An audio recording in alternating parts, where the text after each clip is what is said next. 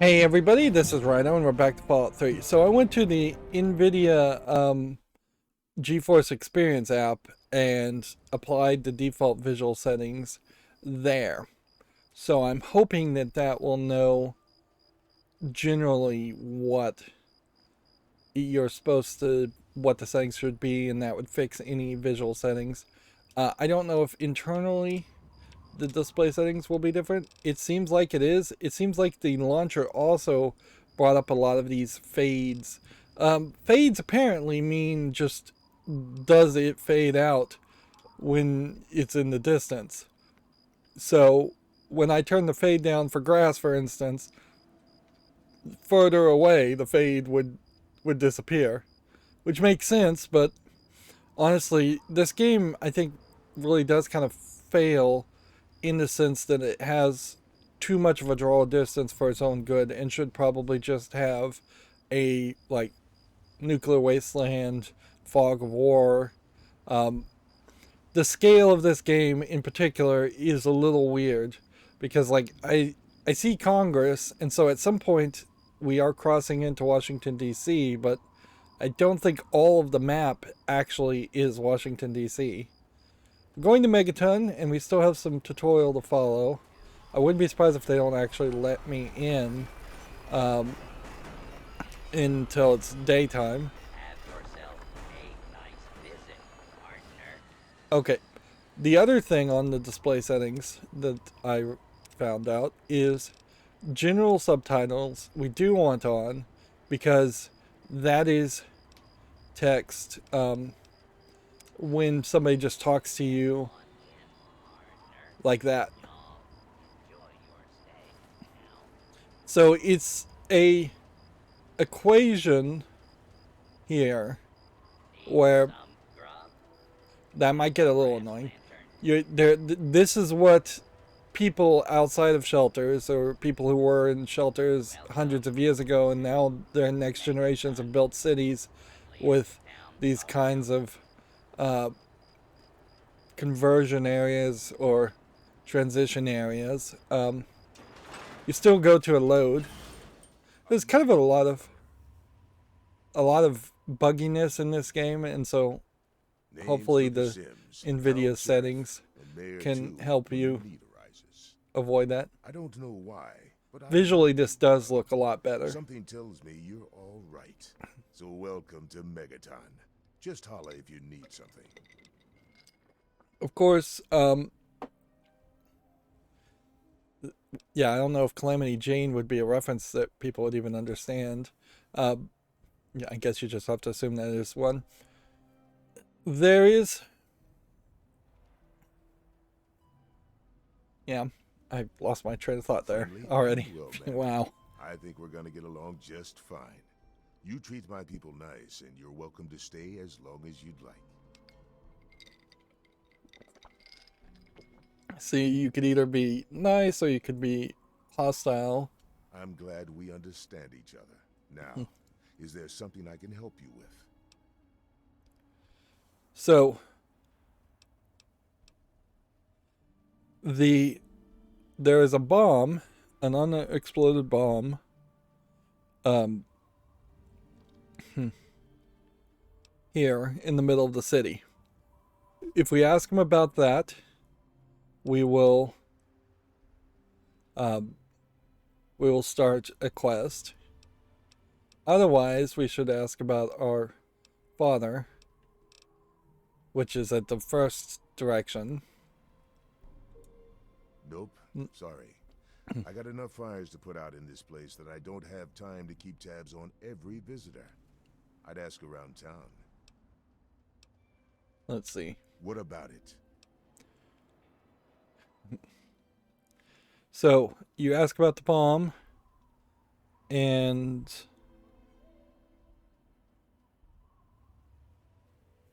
then it's not disarmed. Now, why would you build a town around the bomb? Probably because it irradiates the water and warms, gives them free heat, or some other reason. I don't trust any of the locals to tinker with it. Besides, Most people don't even realize it's still a threat. Hmm. And hell, Cromwell and those crazies from the Church of Adam, they worship the damn thing. Hmm. Okay. Why? You think you got the know-how to disarm it? For good? Let's see. And so this is the reason why you wanted the why you wanted your explosive stats so high. Oh, all right.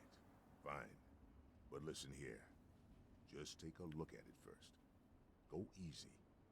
If you get the job done, there'll be 100 caps in it for you. Let's see.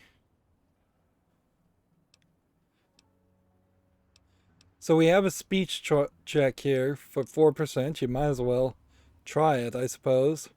And this is where you certainly could mess up a lot too if you just try to like quick save and quick load on speech checks over and over again. And I've seen people play it that way, and that's the wrong way to play it. Not an option, I'm afraid. We aren't exactly rolling in cash down here. Okay. Great. Go ahead and see what you can do. Just be careful. It definitely has a and see, it definitely has a nice animation when you get quests. It seems like some of these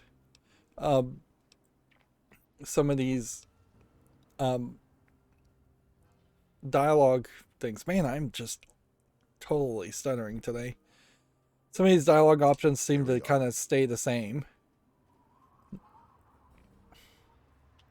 Okay. So we want to go now before we try to actually disarm the bomb. We want to go to Moriarty's saloon. Hey. Yeah. And I can say with some certainty, all of these characters are like hand-coded characters. So I'm not sure if we really will see a lot of random characters ever. Lucas Sims' house. We don't want to pick our way into people's houses. They didn't really do a nice flyby in the middle of the city, which they really should have done to show you the city. This is basically the first city you're going to get, and one of the biggest cities, I would say, in the game. One of maybe less than half a dozen big cities in the game, whereas you get into a lot of other places and they're really more like dungeons. And I guess maybe I could have used just having the guy walk me around and point me towards the saloon, because I've lost it here. And no fall damage there, thank goodness, but local cult. So yeah, there's just an unexploded nuclear bomb in the middle of the city.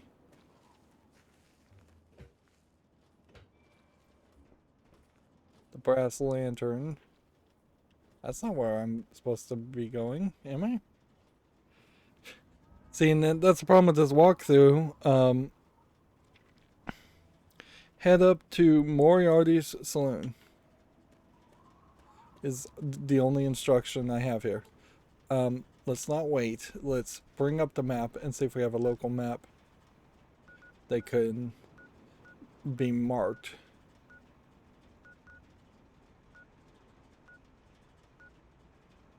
Megaton Clinic, Children of the Atom, the Armory, Men's.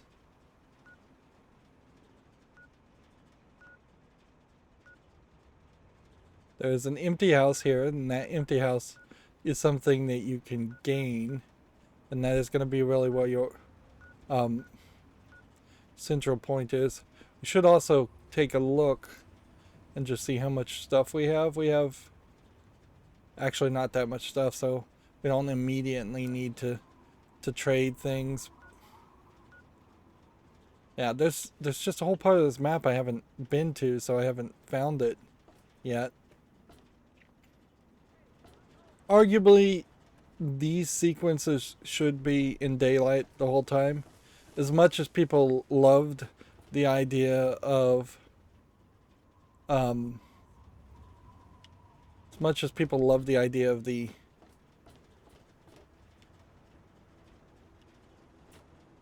well, I guess we could go into the women's restroom, but then you have to load. Wow. And everything now is going to have radiation with it. We don't need to really stick to everything.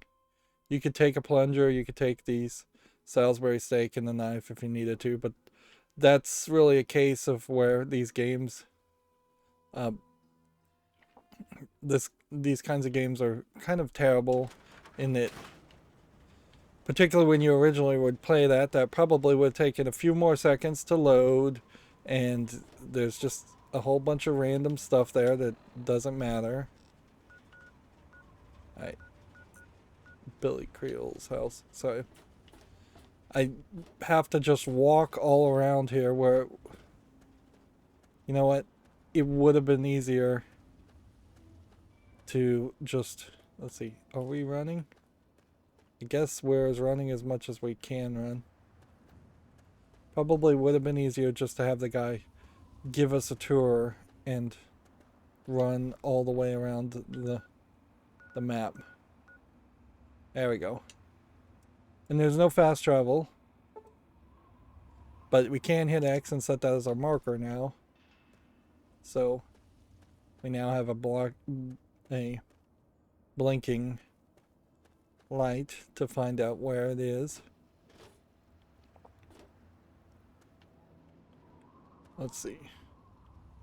That's probably the back door to Moriarty's.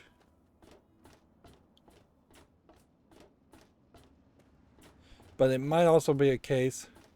And see, the sign's not really going to help you in the middle of darkness in a giant city with a whole bunch of mess here. They're definitely not trying to make it particularly easy on you, or it is a sharp contrast to the overly organized sections. And you can see this door is just open, so Alright, so why are we coming to Moriarty's saloon? Because there is basically a bad guy here My. waving you over. Just when I'd all but given up hope. My dear girl. Now, if I'd leveled up Very happy to make your my acquaintance. Black Widow I am Mr. Burke. ability, I might be able to get another dialogue option here. Resident of this putrescent cesspool. That makes you a rather valuable individual.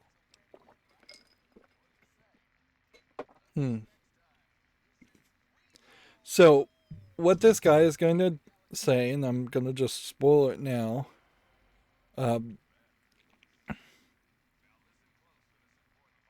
is he's going to try and pay us to set off the bomb and wipe Megaton off the map. This is a terrible choice.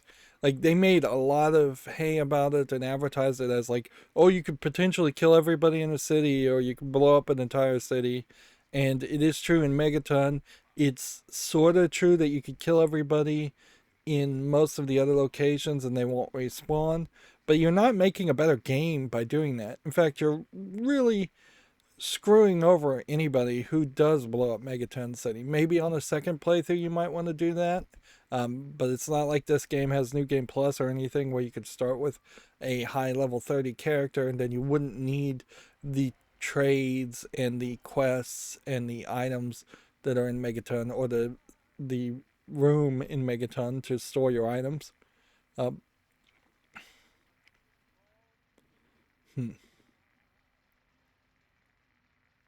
So if I had Black Widow, he would pay me another 500 caps versus the 100 caps that to disarm it. Finally, someone with a modicum of civility. Basically, if I recall correctly, this guy wants you to blow up Megaton to as a blight on a burgeoning urban help a different group of people. No interest in this cesspool's affairs or fate. You could assist us in erasing this little accident off the map.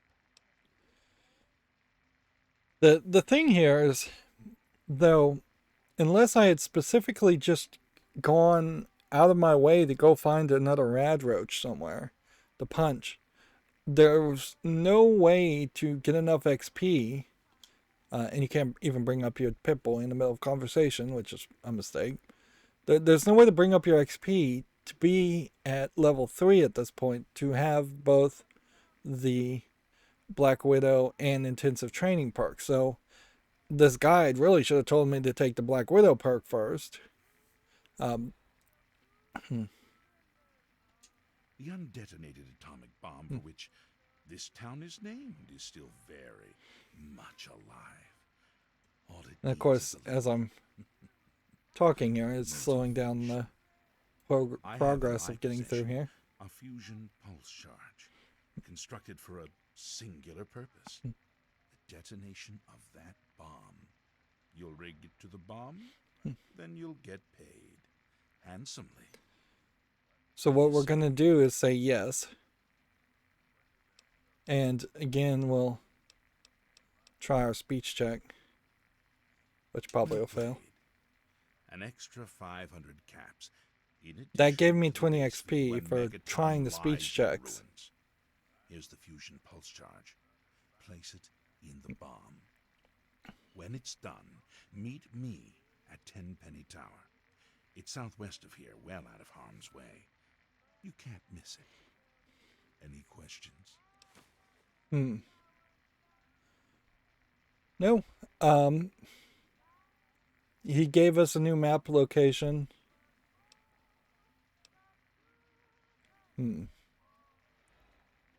Don't let me keep you.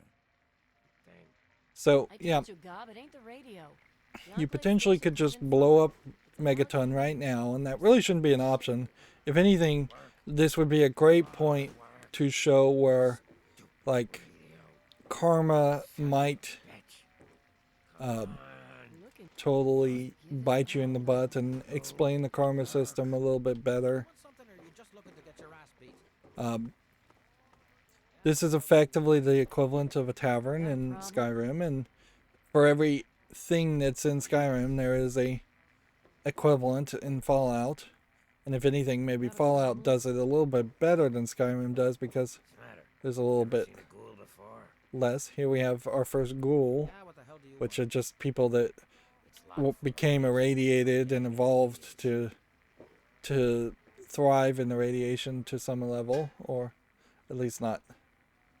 And see, here's that Colin Moriarty character. So we should talk to Colin Moriarty while we're here. Colin Moriarty, at your service. Welcome to Moriarty's. My saloon, my home, my slice of heaven in this backwoods. We were supposed to You've got the caps. start a I've got fight your pleasure. with the Please sit girl down, make yourself comfortable. that we already Girls, ran into into, the so parlor. she would attack us, so we wouldn't lose.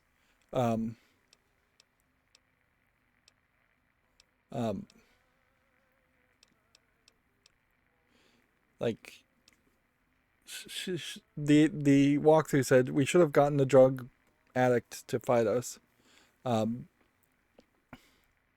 then we could have specifically not lost karma and killed her and got a bunch of caps, which caps are kind of scarce in this game, but not really that much. The wasteland? Why the hell would you want to go out there? Listen to me, lass. Megaton has everything you could possibly need. I will say Why the go anywhere else? Colin Moriarty I'm thinking of, that's, I think, a video game journalist. Maybe he's not. Maybe he's actually a video game developer. Does not have this kind of accent. Feels like you could pretty much ask everybody this. God, it's you. The little baby girl all grown up. Persistent little flower, ain't you? Then and now, it would seem. It's been a long time, kid. Oh, your daddy passed through here, all right. Here and gone. Got what he came for and then left. I'm assuming you'll do the same, correct?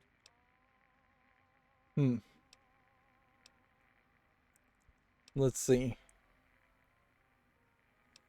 We could say, my father and I were born in Vault 101. Is that what your father told you? That you were born in that hole? That he was born there as well? Well, we kind of saw our birth. We tell to those we love. Your father brought you to the vault right after you were born. To keep you safe, you see. I remember it well. You stayed in my saloon after all. That's right. Your father, his Brotherhood of Steel friend. We don't even know the Brotherhood of Steel is. Babe with nary a tit to suckle. Sorry about your mom, truly. But life goes on. Daddy lied. Life's full of little disappointments. And now you're all grown up and wondering where he's... It's not a bad idea to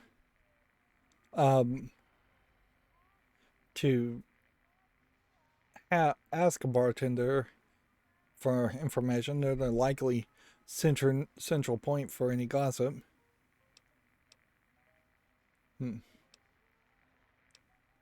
Oh. Let's see. All the choices here now are kind of bad for what I want to do. I just want to keep going. So my dad told me I was born in Vault 101. Oh, I wasn't born in the vault. This is complete. You're a liar. You're wrong.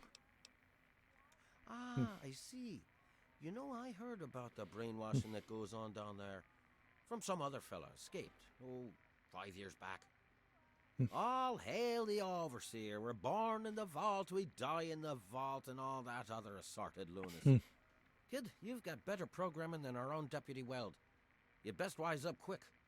Wouldn't want anyone taking advantage of you, So, here we now have a speech, and we can try with the lie. And we should try. So, it might be a case of Vault 101 was actually bringing in people and then brainwashing them to think they had always been in the vault. Did he? Well, our time together was brief, but that is the way of it out here. When a bond is forged, little else matters, Getting 10 or 20 XP is probably not that much, but right now... Maybe you can catch up to him. He headed southeast into the city.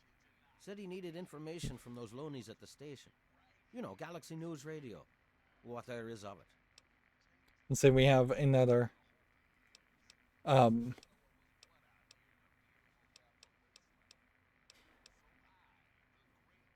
we have another map indicator added to our map.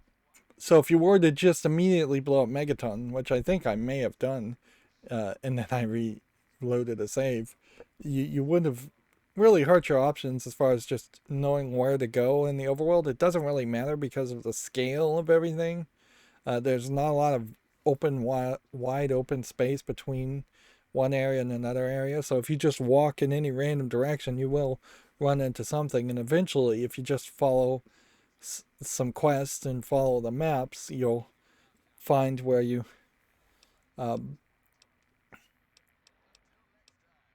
need to be. I keep these yokels knee deep in booze and poon. They keep me knee deep in caps. It's a fair trade, if you ask me. Stay the fuck out of me business. Don't go where you don't belong, and buy your drinks here. That's all you need to know. Yeah, but I'm trying to get... I own a saloon, kid. Rumors are part and parcel. So I'll give you this one for free. Not sure if you've met her, but Lucy West, that pretty young thing, she's afraid. Of what? Of who? I couldn't say. But you can feel the fear on her. So, yeah, this is a case where I am just gonna... Galaxy News Radio is some loudmouth radio station located in the ruins of DC. Three Dog, the king of that loony bin, keeps yapping about fighting some good fight or something. A bunch of crap. But I suppose if you wanted to know what was going on in the wasteland, that's the place to go. Me, I could care less. Interesting. So all I could other do is buy a Come to drink. Gob. He'll get you whatever you need. So, yeah. And so now we part. One of the things to also take from this, though, is that if you... Looking for a drink? We don't want to really buy a drink. We don't really need to spend money on any of that. Something on your mind? When you run into a character that's not really that important, they probably won't have a lot of dialogue choice.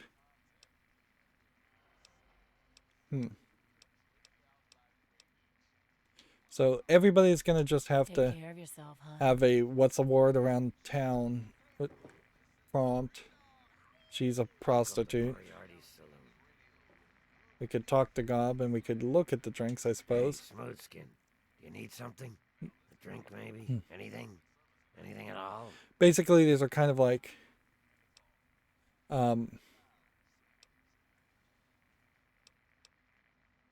let's see. Wait, you're not gonna hit me? Yell at me? Not even berate me a little bit?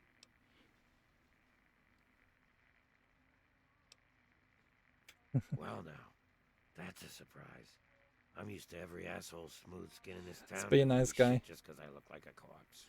They kind of Let's look like see, there are zombies, a but few they're worthwhile intelligent. people around here. They're intelligent Listen, people. Moriarty'd have my head if he caught me selling at a discount. But for you, I'll risk it. There you go. So we gain some karma. We can certainly ask where you A came place from. called Underworld. It's a ghoul city down in D.C. I set off up here to find adventure and fortune. And, well, I found this place. The I'm problem sort of here stuck is you have a lot Tom of says that I can't leave until I pay off my debt to him. Of course, he charges me room and board, too. If you ever get to Underworld, tell Carol that I said hi. Colin's kind of a jerk. Let's see what he's got. Anything for you, friend. So we could buy beers, we could buy scotches, we could buy stim packs. We really don't have enough money to be wasting because while we've been promised caps, Come back soon. we haven't actually been paid any caps yet or gotten any caps yet. Yes. So like a settler here, when you press A, is just going to give you a generic response. Which that's appreciated because now you know if it just says settler, that's an unimportant character versus the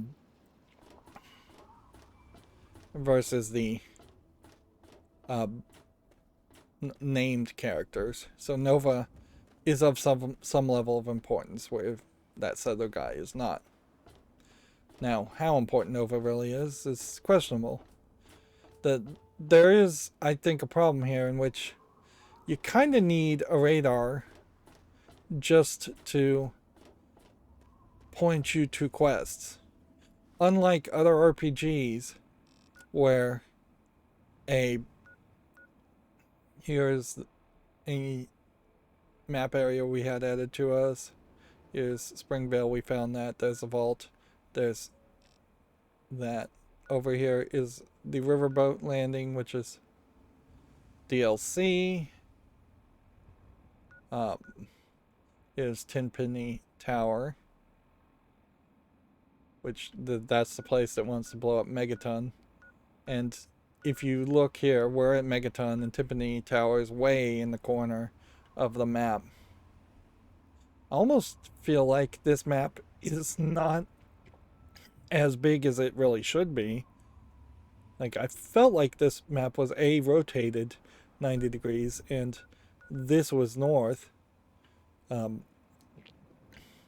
And B, because it definitely feels like north. You walk out of the vault, you look this way, and you are looking, I guess, west.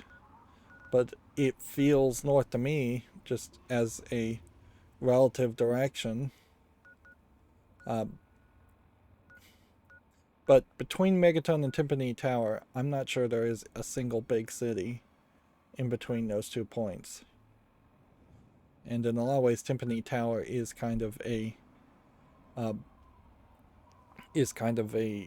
more inside dungeon building, since it is just a giant like hotel tower structure. So yeah, most RPG games, it feels like you should have at least some starter breadcrumb seeds of question marks around here. And instead they went with using the radio as a way of getting those question marks, or asking people around the city as a way of getting those question marks. Hello. But that just kind of confuses the issue for people who maybe are familiar with playing RPGs but not Fallout games, and even at that, this Fallout 3 is so different. Here you have a Brahmin, a very diseased two-headed cow that are all around the wasteland. You don't really do much with them. You don't really want to attack them. Alright, so we're going to talk to the sheriff, and we're now going to turn in Burke, and then we're going to pull the trick we were supposed to pull before, which we're going to let these two people fight it out, and then, without losing karma, loot the bodies of both of them. He said what? Oh, I never did like the look of him. Let's see. Jesus, We give him give the me that evidence. thing. Let's go find this Burke character.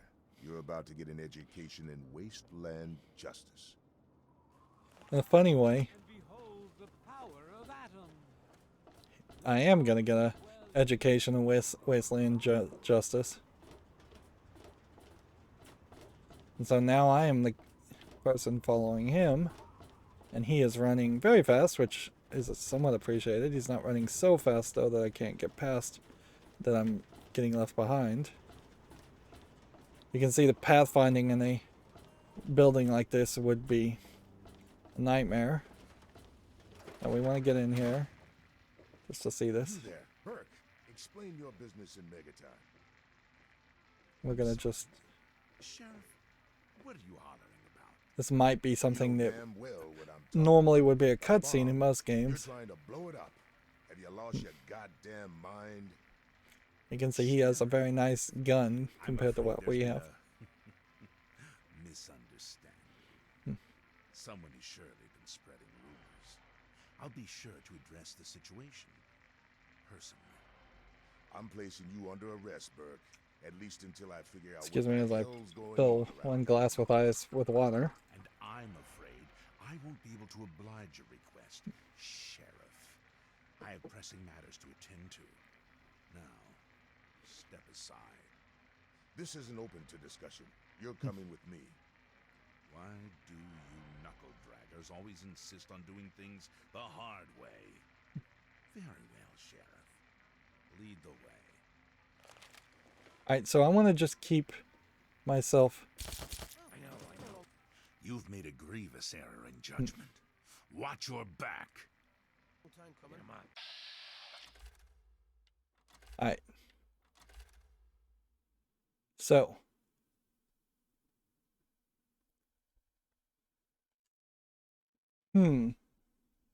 Interesting. Why can I not target him?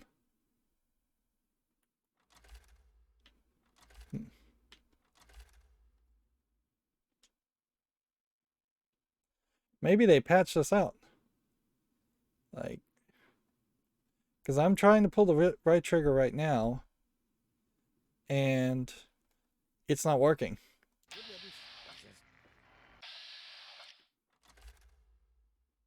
is so hard to get out of the face. Knock it off. Somebody. Now I can hit him. Anybody, help me! Wow, I'm not even wearing any clothes. You'll be dead. Are you excited to see what that's like? And that gained karma. Burke has been killed. He can no longer receive the reward for blowing up Megaton. Better her than me. Alright, now. It's now no longer stealing to take everything off of him. And it's no longer stealing to take everything off of him. And since I now have the house key, that took up more health than it probably should have, because I didn't have any equipment on. Which really, I think, highlights how these items should be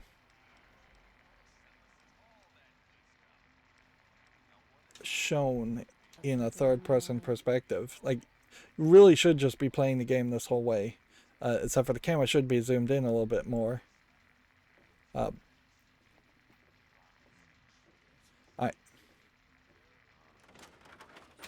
Now it's daytime and it looks a lot nicer.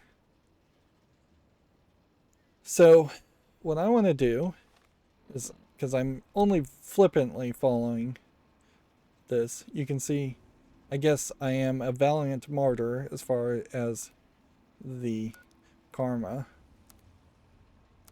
So I want the local map, and I want to go to Lucas Sims' house.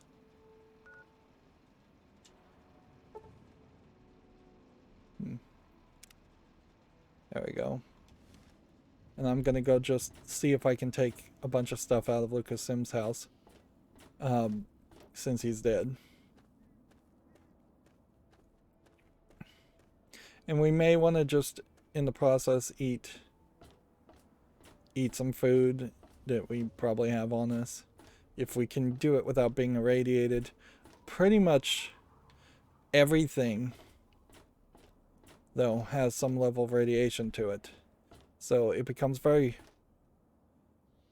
weird. See how I'm not breaking into the house now because he's dead, but I can't really do anything here either, because you are stealing. You can get into the house for free, but that's it. So unless there was a bobblehead, which bobbleheads I don't think can be considered stolen properties ever, or maybe you would steal it. There's probably not too much. Yeah, bobblehead strength here. Found the Vault-Tec limited edition bobblehead. It's essential to give your argument's impact. Strength has been permanently increased.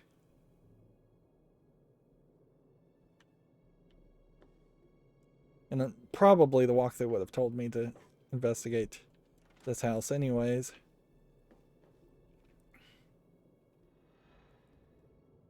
A steel hunting rifle might be worth taking, but you can see its value isn't particularly high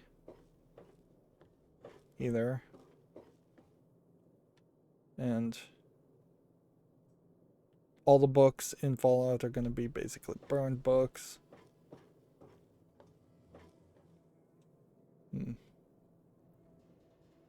Sledgehammer is going to be very heavy. Two-handed type weapon. Really, that's probably all I needed to do. Alright, so let me check the walkthrough, which we're still spending nearly 3 or 4 hours.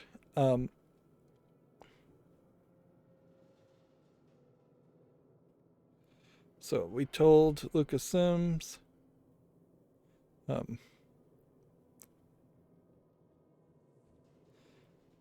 So yeah, I did everything right. The Chinese assault rifle, by the way, which we didn't even cover here, is a...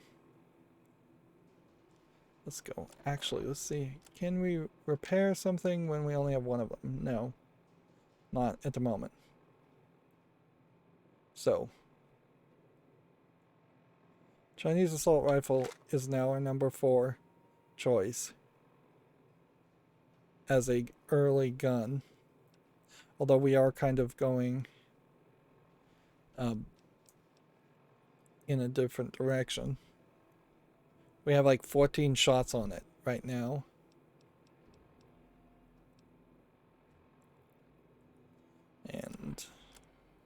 But yeah, that was the main reason that we wanted to pull that off more than just the caps. Caps wise, we have seemingly only like 26, which seems weird. Where did our caps go?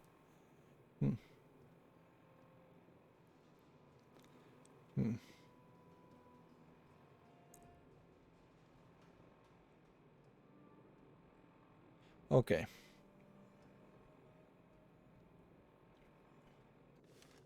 So then the next part of this, and really this kind of needed to be tutorialized. If anything, this kind of highlights the limitations of this game and where it really should just be a more linear storytelling. I present to your will this frail. Here we have the children of Adam, I beg of you to use me as your vessel. Confessor Guide Cromwell. me to your brilliance. Divide Alright. each particle and give relief to this rotten flesh. Cast the fragile Alright, I'm stepping in the water and getting radiated. I don't want to do that. new life in the forge of your glow. Okay, Atom, come. so we can still do the Children of Adam quest, which it kind of feels like you would have thought you couldn't do that quest, the Power of the Atom quest.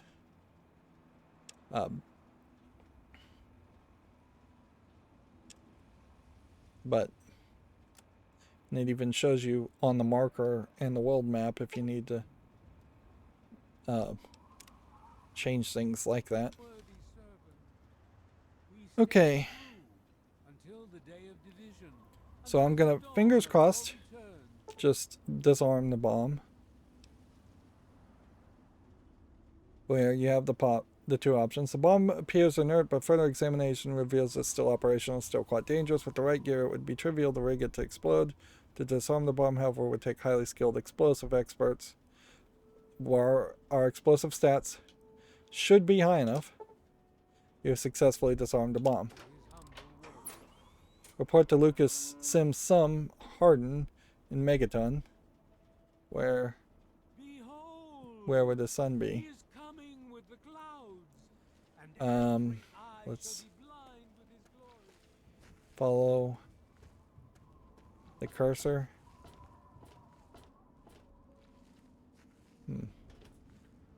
Maybe it's this solid green cursor. The radar is kind of confusing. That's Maggie.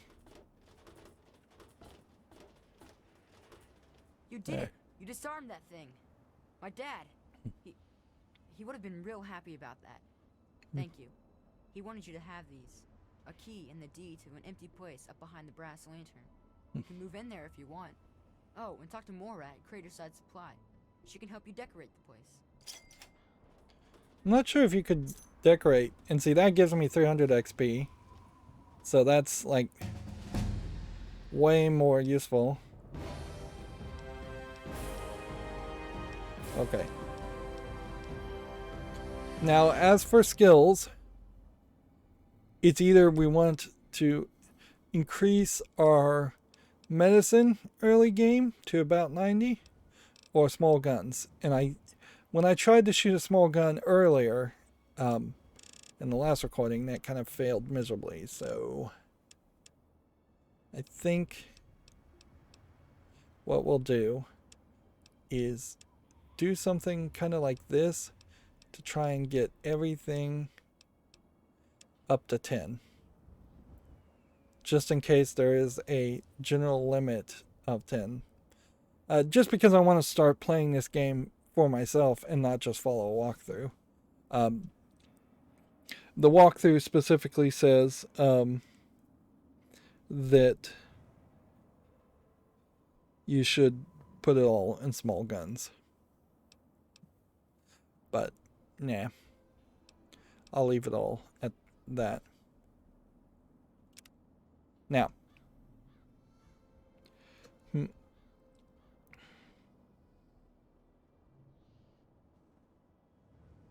The walkthrough is actually saying to actually max out your skills. And not even try to keep them at 90. Particularly medicine, we already have a bobblehead. And you could probably tell at this point there's about 3 or 4 times as many males as females. So we could put another point in intensive training. And I imagine you can do this a few times. But for now we want Black Widow because that is slightly different. And yeah. Feels like there should have been some fanfare there. but there wasn't. Interesting. Like, you would have thought that there would have been some kind of cutscene or at least a completion announcement there. I'm at Sentinel as far as good, so my karma is very high. Hmm. Hmm.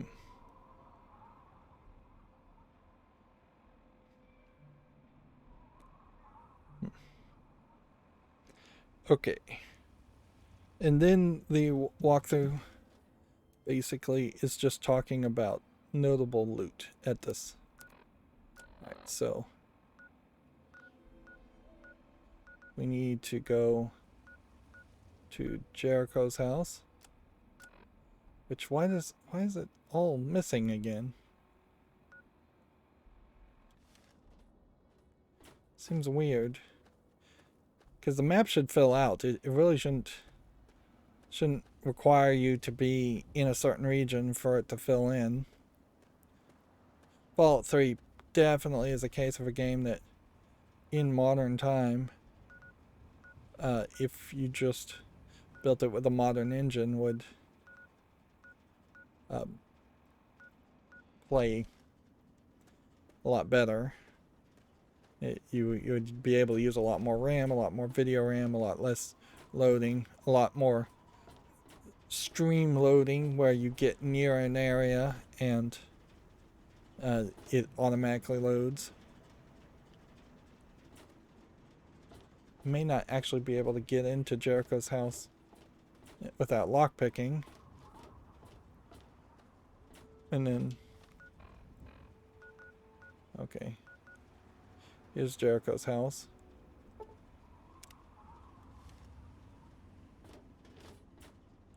So, let's see, door to Jericho's house is open.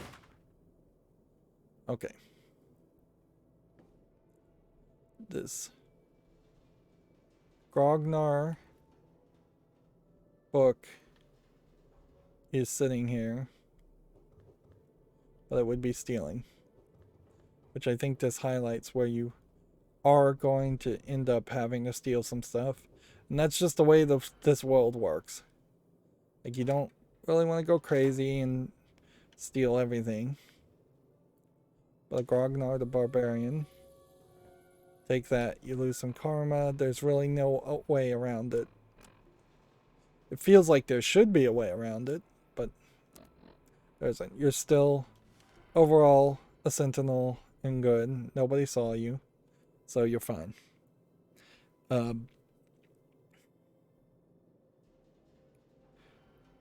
Teddy bear being stabbed by a Chinese officer was apparently that teddy bear. Chinese officer's sword. Yeah, it is. So there's something there.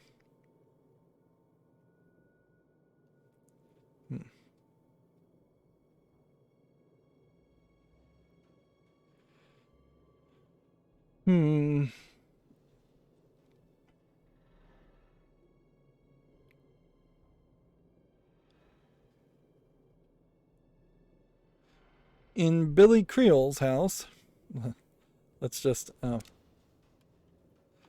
walk out here and let's, I guess, pull up the map, because some of this doesn't seem like I could actually grab it right now. It's saying just east of the saloon is a lock requiring a skill of 25, which let's see if we look at our skills. Lock picking, we don't have that.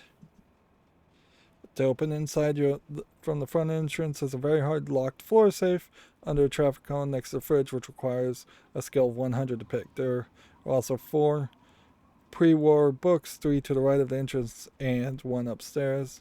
They will be useful to trade to the Brotherhood of Steel for 100 caps each later in the game. Directly below the saloon is Megaton's Armory. With a lockpick skill of 100, you can unlock the door and access the loot inside. Upon entering, Deputy Stewell The Mr. Gusty Guard will become hostile and attack you. After taking him out, you can loot the abundance of guns on the table and around the room as well as the rest of the room. Alright.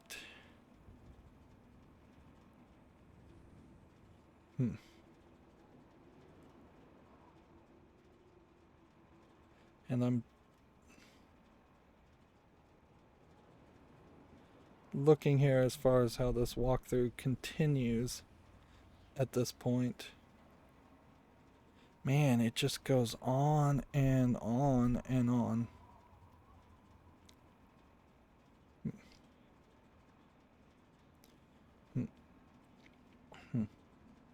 So those are some items that you probably won't even remember by the time you get around here, and you can't like mark an item, which would be very nice if you could mark items.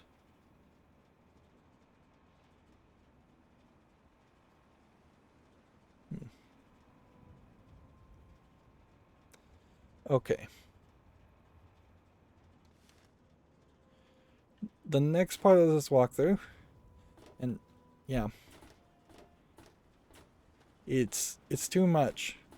In a lot of ways, I could see a lot of people being just exhausted in general with with Fallout here, in that there's just a lot going on and a lot of different options, and you can just become easily overwhelmed with the options.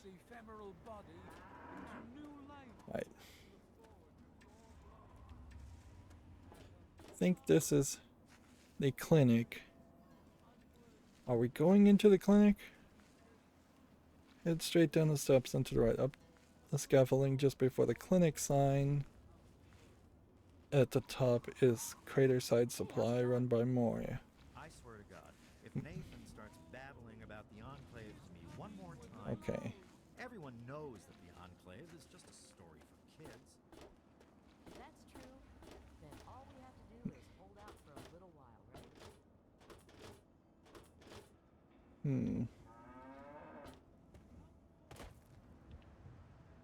Local cult. Yeah.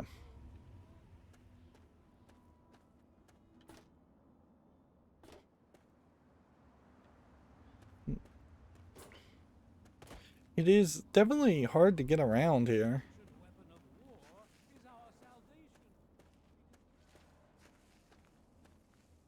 Really hard to find your way. And if you were going to spend a lot of time in Megaton, it kind of makes sense. But you kind of don't. Like, we're gonna, for the most part, be done with it, and then move along to the wasteland and spend a big focus on just more action. You can see how there's a huge amount of split between the action sequences, which are basically a afterthought, and the city interactions.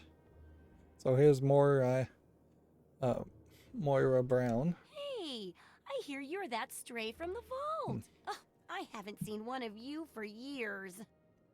Good to meet you. I'm Moira Brown.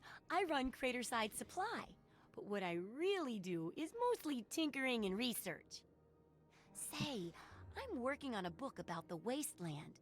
It'd be great to have the foreword by a vault dweller. Help me out, would you? So we want to agree with her, and you can see there's a 101 Vault 101 suit back there, which we could ask about if we cared about following our father. You really don't have to follow the main story. You will eventually just accidentally move it forward by going to certain locations. Great. Just tell me what it's like to live underground all your life, or to come outside for the first time, or whatever strikes your fancy. So we can pick 3 things. It was a paradise down there, no fears, no worries, no fighting until Dan left. The outside place is amazing. in the main room. I can't even see the ceiling. Yeah, they don't even know what outside is. How do people have in there? I haven't found a food dispenser anywhere. It was cramped, dark, and the food sucked. Good riddance. That's terrible. But it'll be great for a forward. So in that sense, it's great. I think you're gonna like it out here. And here's the armored suit, just to make sure you don't get recycled into something else's food. That'll be good for the book. In fact, want to help me with the research? I can pay you, and it'll be fun. So she gave me an armored Vault 101 suit. Let's see. So, I don't think... A lot of these choices don't seem like they really matter too much.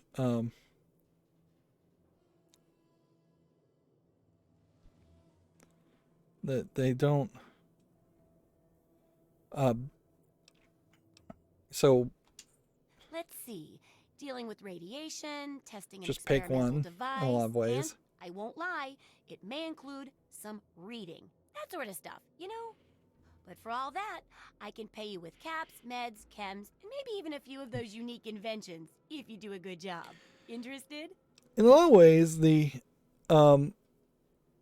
Telltale style of having timers for dialogue prompts almost starts to make sense when you look at a game like this, where you can just have these long pauses between dialogue inputs, particularly if you're just not paying attention. And so you create this scenario where you're going to have some players who are going to just try and smash on the button and even skip dialogue because they can read faster than what is being spoken, or you're going to have ADD people not paying attention, or in my case, somebody who is just commenting and adding 20-30 seconds in between each conversation. Well, it's a dangerous place out there in the wastes, right? People could really use a compilation of good advice, like a wasteland survival guide. For that, I need an assistant to test my theories. I wouldn't want anyone to get hurt because of a mistake. Nobody's ever happy when that happens. No, then they just yell a lot at me with mean, mean words. You can see Mariah is probably a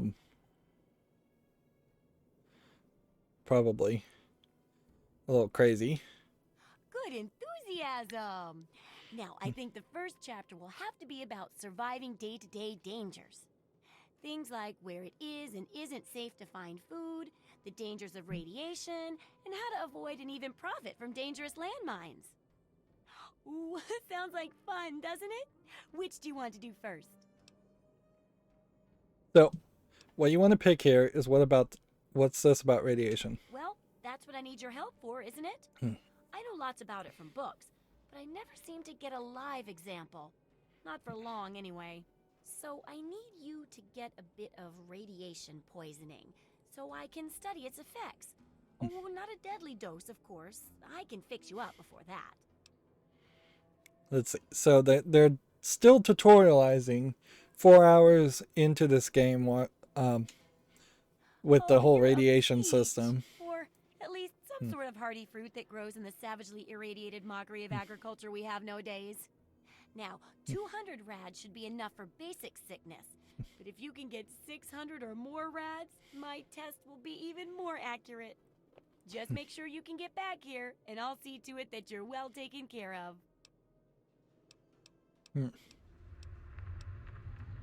So, we have another quest. Remember, I'll buy whatever you're selling. So you want to do these optional things. And we can do this without leaving Megaton at all. All we have to do is walk over here and stand next to the bomb. And this will add 2 rads a second. But we kind of don't have an indication of how many rads we have. the good news is we can just stand here.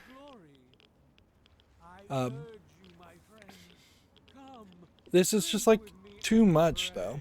And it really does give you almost a feeling that this first part of the game should be linear. Maybe the entirety of the game should have been linear. The idea that this game would start off and it would be really this open world where you can go anywhere you want. Well, that is kind of true. It's not really true. Not for most gamers, most players.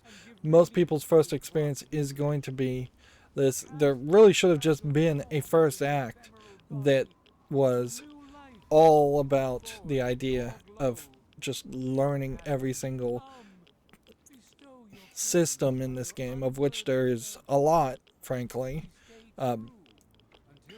And after that first act, that should have been when the open world opened up a little bit more. But on the other hand, when you look at New Vegas is fairly more linear than even this, and it's better like. So I think the open world concept is really the albatross around the neck. You now have radiation poison, visit a doctor, take Radaway to lower your radiation level. You can also protect yourself ahead of time by taking Rad-X, which will increase your radiation resistance. So that got me up. We have minor radiation poisoning. So now we're trying to get up to 600. We don't want to die though, and at a certain point we are going to just start losing health because of radiation sickness. And you can hear that the cult is telling them to drink the irradiated water, which is not good.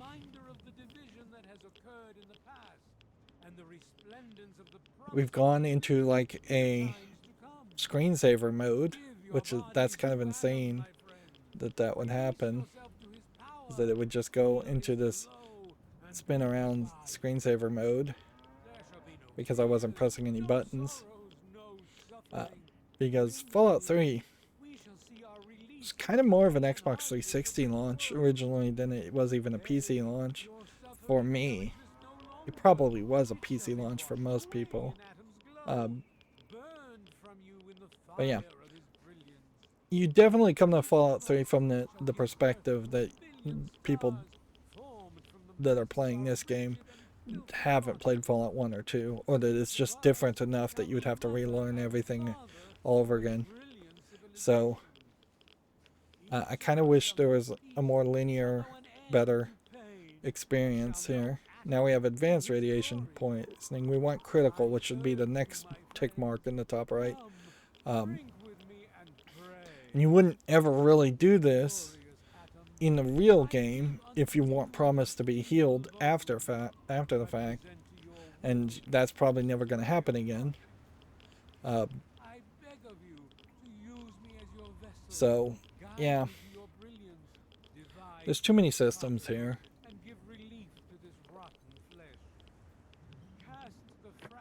And getting 2 rads a second is basically the minimum amount of radiation you would get when you start going to the edges of the map or in areas you're not supposed to be. You'll find entire fields that are giving you 50, 100 rads a second, and you'll die very quickly. That is part of the problem, I think, of games like this and games built around the concepts of systems versus games built around telling an actual linear story, is that you end up creating systems that just have the numbers go up and up and up. And you see that in a lot of RPG games where you start off fighting a rat and you're doing 1 damage, and by the time you're at the end of the game you're killing God and you're doing 1 billion or trillion damage. Right. Critical radiation poisoning. Alright, that's all we needed. And that hasn't taken away any of our health yet. But also, radiation is pretty much impossible to get rid of cheaply.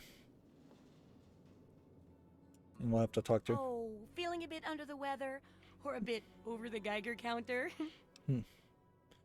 I'm about as radiated as I can get without burning a hole from the phone. Let's see. I can tell. You're positively glowing. Now, just hold on and try not to move. Tell me how it feels, and I'll get you fixed right up.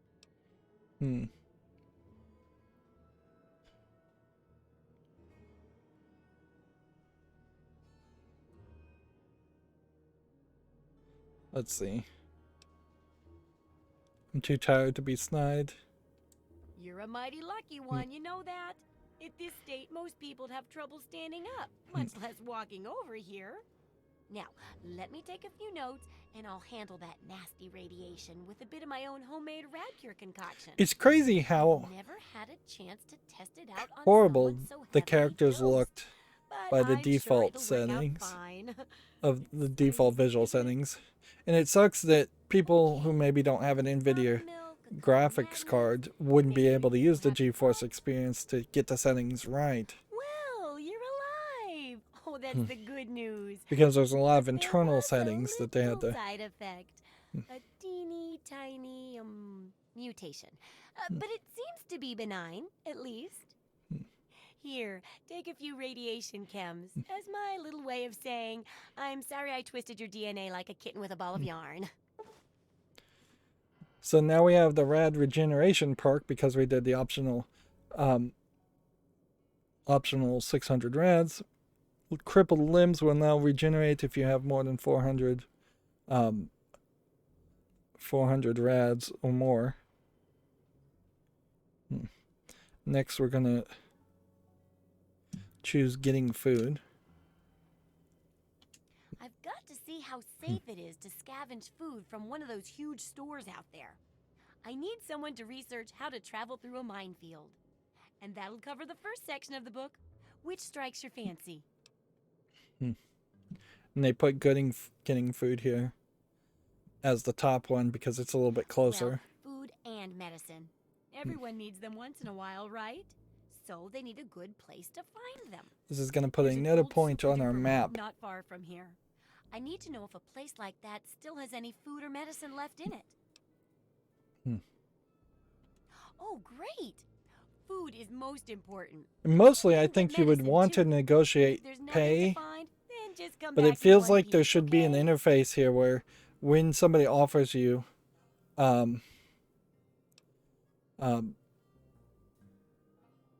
like when somebody offers you a quest, it should probably just tell you how much XP and caps you're going to get, and you should just be able to press a special button to negotiate that quest right then and there and subdivide some of these dialogues. Compared to, say, Mass Effect or Telltale, you can see how these dialogue choices just go down and down and down and down, and it's just not really designed for any interface at all. Let's see. I want to see buying stuff for your house. That old house finally found an I owner. probably don't have any money for it. Plus, it probably doesn't really matter. Let's see what items actually do. Of course I can. Which one in particular interests you? Okay, my first infirmary would probably let you make stim packs. My jute box would probably let you play music. My first laboratory would probably let you make chems. Nuka-Cola machine, workbench. Probably let you repair things. If you feel like tinkering and want to build some custom gizmos, this setup will help you do it. And this is very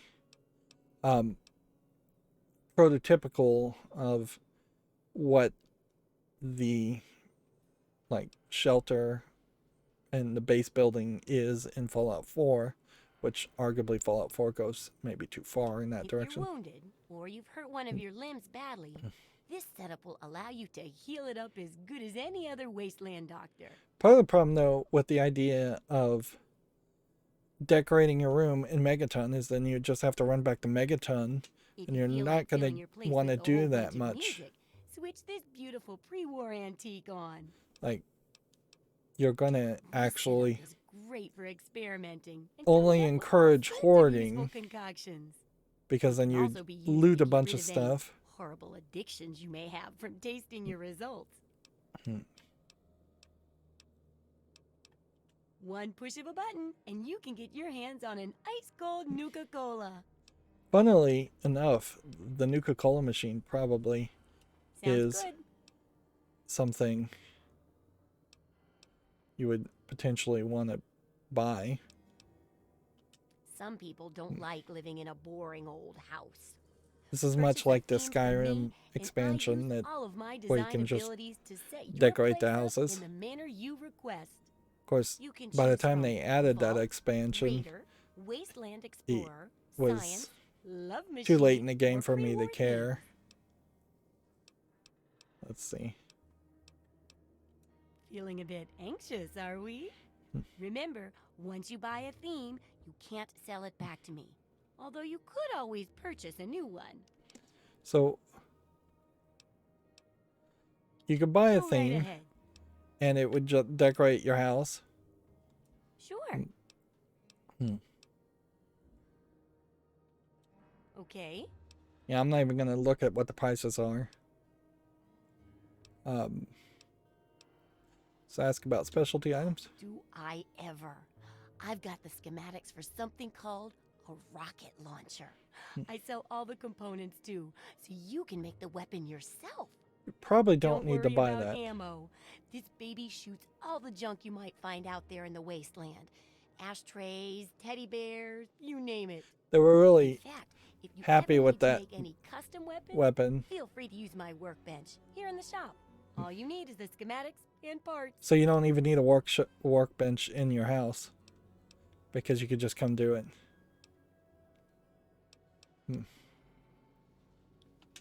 Absolutely. Okay, so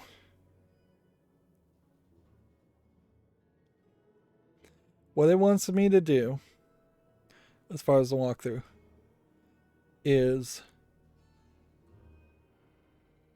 sell everything except for the Chinese assault rifle and the 5.56 ammo, the 10mm pistol and 10mm ammo, bobby pins, stim packs, Nuka-Colas, and Nuka-Cola Quantums.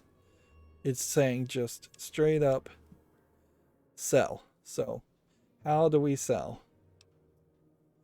Feel like you probably would have wanted to repair some things, but just to not waste time. So you pull the left trigger, and then you have like 10 rounds of this pistol and 3 of these pistols, or 1 of these pistols, and it's worth 3. So yeah, I see a reason why you would just want to sell this pistol. It's kind of too heavy for your value.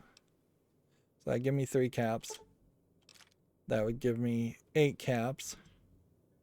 Saying keep the pistol ammo. Seems like we probably don't want to keep both of these, so let's sell the worst one. This vault suit is a damage resistant of this armored vault 101 jumpsuit is a damage resistance of 12.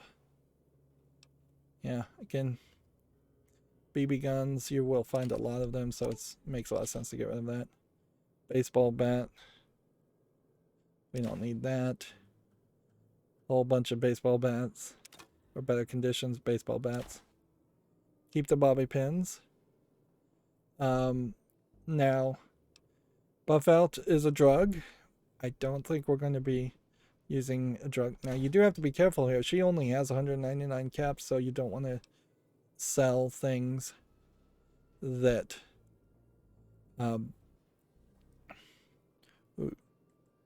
that would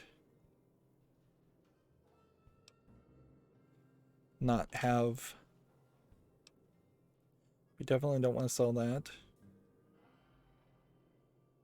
Food, you can kind of steal. And it seems like your karma goes down somewhat between the way your the value of something that is stolen. So, yeah, there's probably a lot of intelligence around this. Let's see, put damage 7 on that. I may want to keep a police baton, but only 1. Perception, I don't think we care about enough to keep a pre-war hat. And, yeah. I think we probably would only want to keep an item if it increased our special values quite a bit. Psycho, I don't think we'll be doing that. Purified waters are good to use. Here we can sell all of that. And that's going to leave some items we could still sell. Alright. So everything that has a square on it is something worth selling. Let's see if we can now try and adjust around this. 10mm rounds. That lets us get some money back. Some 5.56mm rounds. Yeah, this Brahmin skin outfit, for instance, an endurance of 1 and a agility of 1. It'd be kind of nice if you did have a wardrobe that was just unlimited and your outfits could be automatically transported to something like that, but that's not really what's going on here.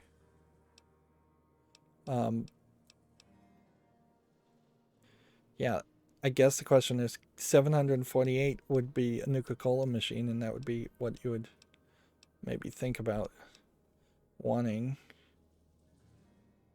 Or leather armor here versus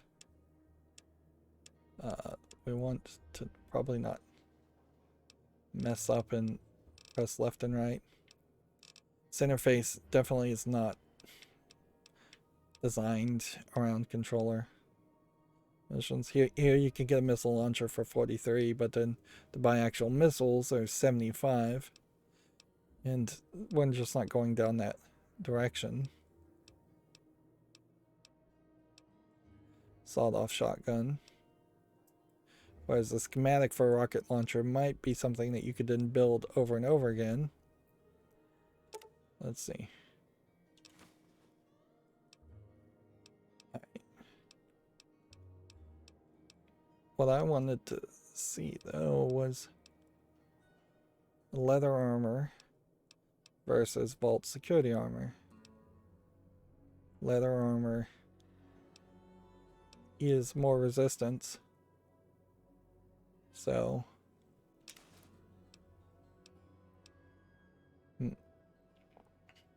let's see if we have a speech of 2 for a jumpsuit.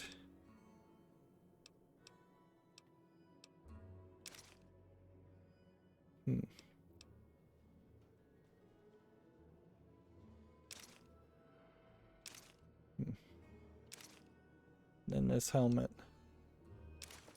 Get rid of a couple of these. Lockpick +5, repair +5. Size +5. Intelligence on vodka, I think we won't do that. Melee weapons +1, 2, small guns +2.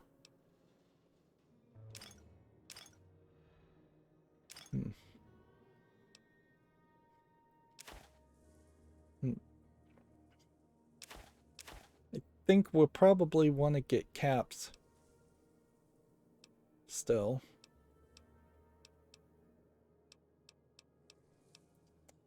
It does definitely feel like melee weapon +5, melee weapon +2, and small guns +2 Yeah, but it just doesn't really feel like you can hold on to these things. Because at the worst, they're going to just fill up your inventory.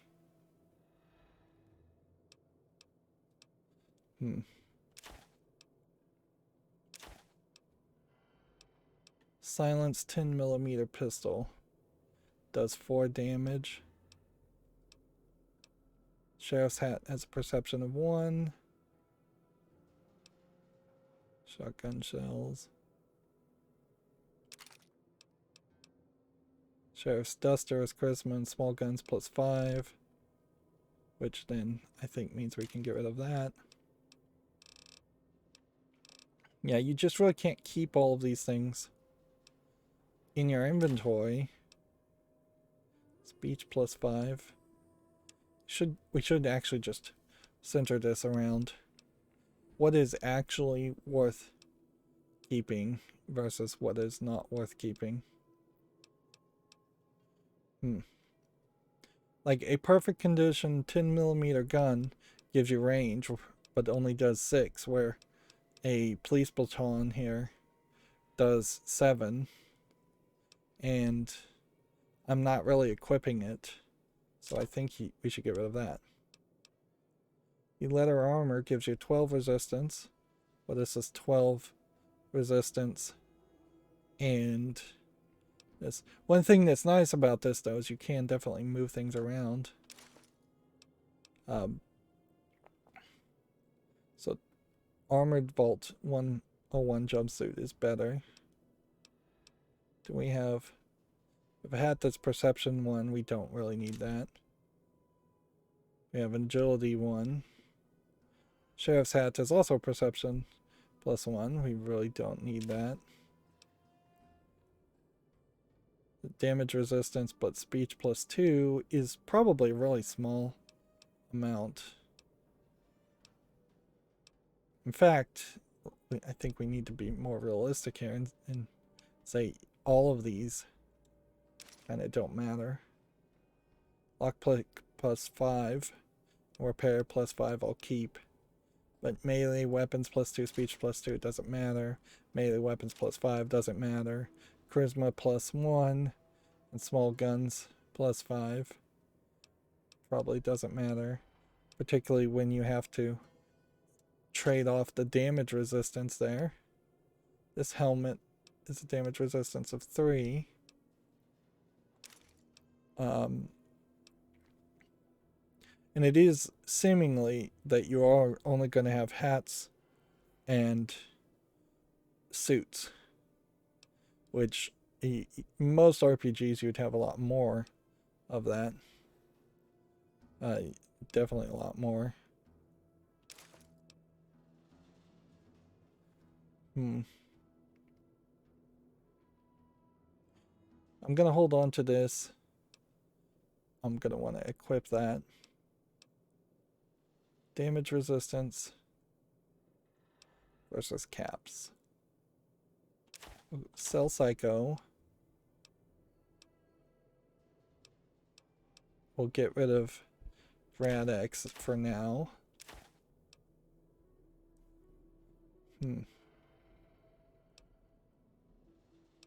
Purified water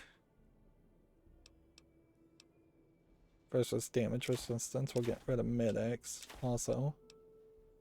You only really want stim packs, which is plus HP plus 60, or purified water would be HP plus 20. Alright. And then conductors seem to be valuable. Now we just need something that has a value of very little. There you go. So that's exactly all of her money. And I think buying as much as I want to buy from her. Because I don't really want any of these weapons. Let's see. I think anything she would be selling right now would also probably be really expensive and things you could just grind and kill people to get. these miscellaneous things are only going to start making sense once you know how to build things. Hmm. Hmm.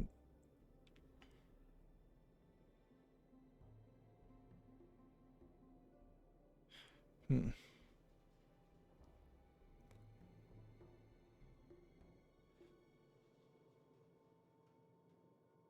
You'll never need food or water, says the walkthrough, and you can sell chems because you're not going to play them.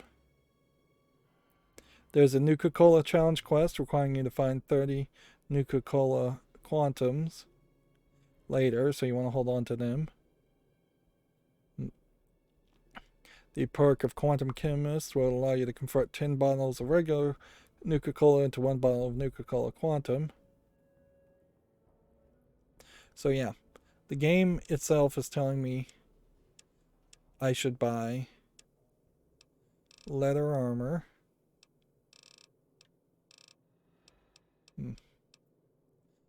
Why leather armor? I don't know. Bobby pins, scrap metal, stim packs, Nuka-Cola quantums, and Nuka-Colas, and 10mm ammo, and 5.56 millimeter armor ammo. Right.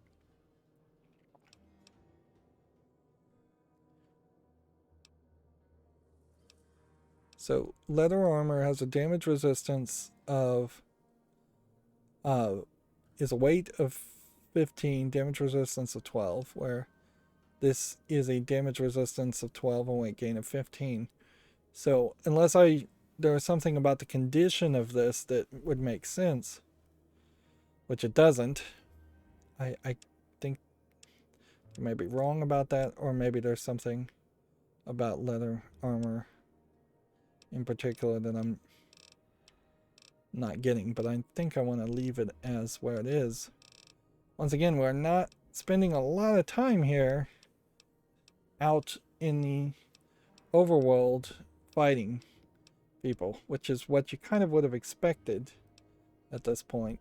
I also don't really have a lot of stuff in total, so I definitely wouldn't be able to afford the Nuka-Cola quantum machine, so that'll be something we'll have to think about for later. I could buy the leather armor instead of just trying to completely empty her out as far as items, but yeah, I don't know. I don't think that's worth it.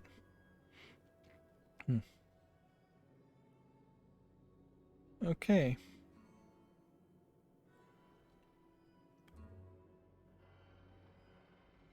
Says if you've bought everything useful that Moira sells and still have money left over, you can go to the 3 other shops around town, the Brass Lantern, Moira ID Salon, and Clinic. They will have a bunch of stim packs for sale and occasionally some Nuka-Cola, which I guess that's what we're going to have to do. Alright. So the game is telling me not to have any caps on me, basically. Well, you know what? I'll try it. I'll buy these. And then I'll accept that trade. And then, let's see.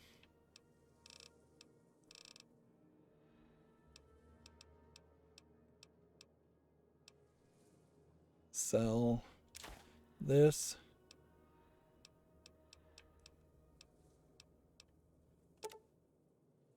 I guess we sell pre-war money. Sell the rat away. Sell the sensor modules. Sell the shotgun shells.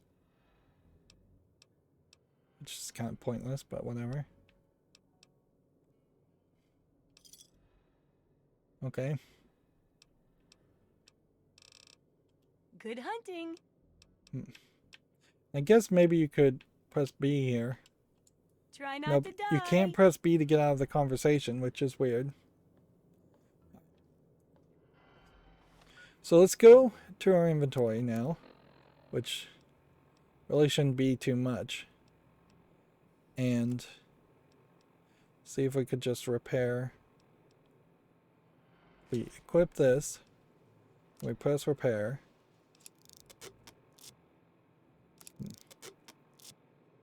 Now you have a damage resistance of 17. Okay. Well, I see why that would be your thing. Is instead of getting that little boost, you get a little bit more damage resistance with the 3 letter armor. Okay.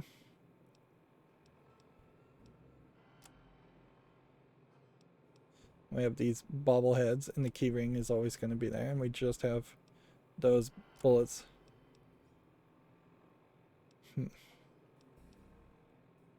Yeah, and if I was to press this, then we'll put that there, and that's there, and we'll put the jumpsuit up there. So we have some D-pad solutions. At some point we probably should put the stim packs in a better place and the frag grenades in a better place, but I don't trust myself not to accidentally blow myself up because of that. Alright.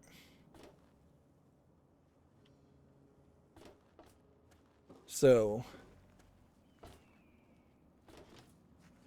there are some other places that are storefronts. In fact, arguably too many storefronts in this little town of Megaton. The Brass Lantern, Moriarty Saloon, or the clinic. So let's just go to the clinic. What? Doc Church. I'm Doc Church, and I run this clinic. Now, before you go, Spent about asking 20 me for help, minutes you in better front know of the him. rules. Rule 1, don't bother me. If you do bother me, you better be damn near dead. I'm busy enough taking care of people I actually like. Follow my rule, I'll keep you patched up. I'll keep getting paid, and we'll get along just Bobby fine. pins if they're selling them. Planning on going out and getting shot up, eh? So yeah. We'll just buy all the stim packs. Stim packs don't have a weight values, and you're going to be using them throughout the entirety of the game, so yeah.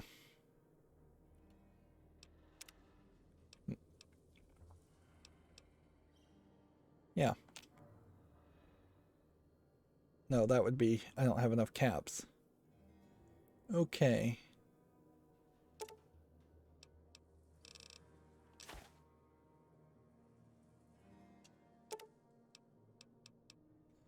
I hope I'll just be able to find enough.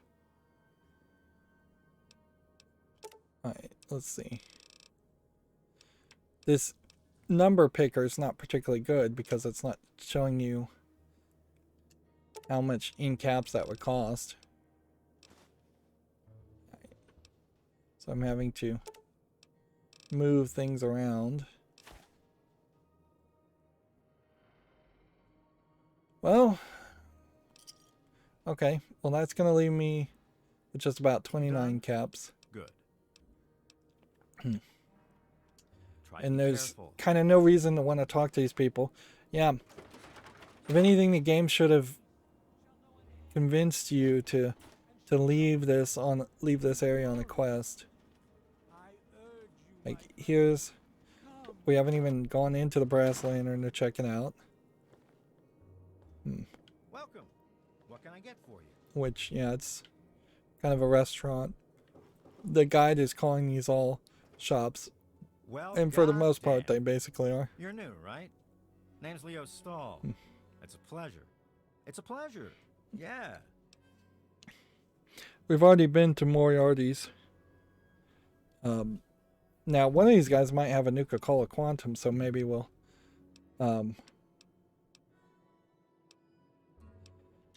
be able to little lady. trade some stim packs for Nuka-Colas. As far as the rest of these foods, I think a lot of them still are going to give you radiation. Like pretty much everything in the wasteland is going to give you radiation. So we'll have to trade probably 2 stim packs to get that Come back Nuka-Cola. anytime. See you soon. Yeah. And You need something? theoretically you could wait and see if the inventories change.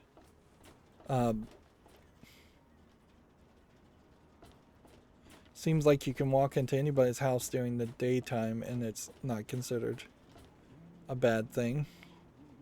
You got a lot of named characters here, but you really are just wasting your time at a certain point if you just try to talk to everybody and have the entire game take place here. The definitely feels a lot like a Telltale type experience where you could have potentially had an entire act just in Megaton and not even thought about leaving. What's the matter? Oh, man. I'm glad to see you. Moriarty's been especially nasty lately, and I need a friendly face. Yeah. Sure thing. Maybe some of them are charging a little bit different on the price of stim packs also, but See you soon. yeah, but it's probably not worth it. It is worth mentioning, eventually these bodies might despawn. So, what is it now? You can see the sheriff's body has despawned, whereas Lucas Sims, no, Burke's body is despawned, but the sheriff's body hasn't. And yeah, every time you walk out of a room, it saves the state of that room, when in all actuality it shouldn't. And that's a flaw that I think Bethesda games created and stuck to for far too long and still are sticking to. Ideally, everything should just reset when you enter a room to a default state, and there should just be an assumption that there's somebody who's obsessive compulsive and puts everything back to the way it originally was. Right, so we're trying to find Yes, that's the locked, building, and yes, I can our see house. That's at the back of the brass lantern. You may have to actually go. My Megaton house. So you have this Wadsworth here. Allow me to introduce myself. I am Wadsworth, your personal robotic butler. Yeah, it would make a lot of sense for something like that to just reset everything back to where it belongs. What can I do for you? Of course, then you could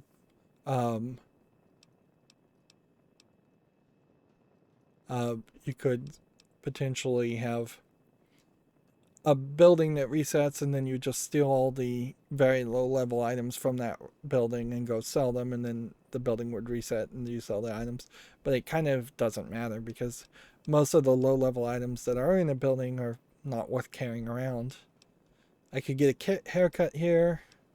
I was going to attend the clairvoyance meeting, but it was cancelled due to unforeseen events.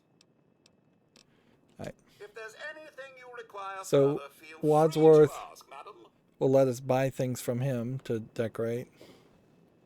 We have a whole bunch of empty lockers. We can put the bobbleheads. So we have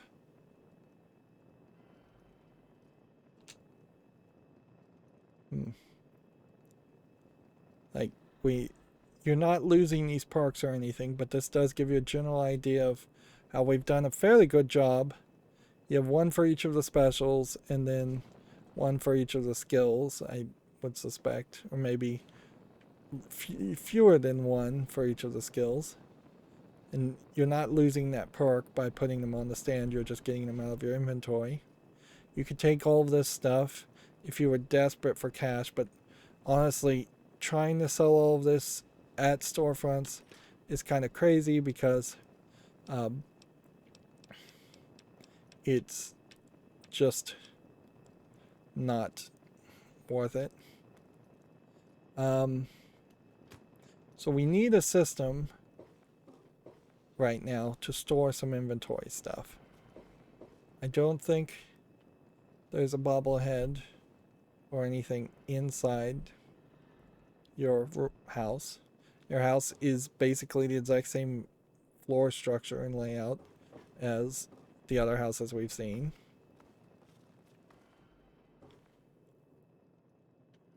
So what we'll probably want to do is just take the locker that's closest to the door, and there is a question, I guess, if this is one locker or if this is 3 lockers. And we're going to choose to place this in there, these in here, this in there, and I think we may eventually get our repair up enough that we'll just get rid of the repair. Frag grenades we'll keep, and probably should just sell this armored vault jumpsuit, but we'll wait for that later because this is taking 15. Yeah. Frag grenades we should probably not hold on to either. Stim packs don't weigh anything. This only weighs 1. So that really is getting us down to a very low weight. And now this locker has something in it, this locker has something in it, and that locker has something in it. So this will be our dump off location. We'll eventually try to get a Nuka-Cola machine and try to get our money higher. Unfortunately, I think what I want to do right now is I'm going to pause the recording. These episodes are going to have to be particularly long if we're ever going to get anywhere on this.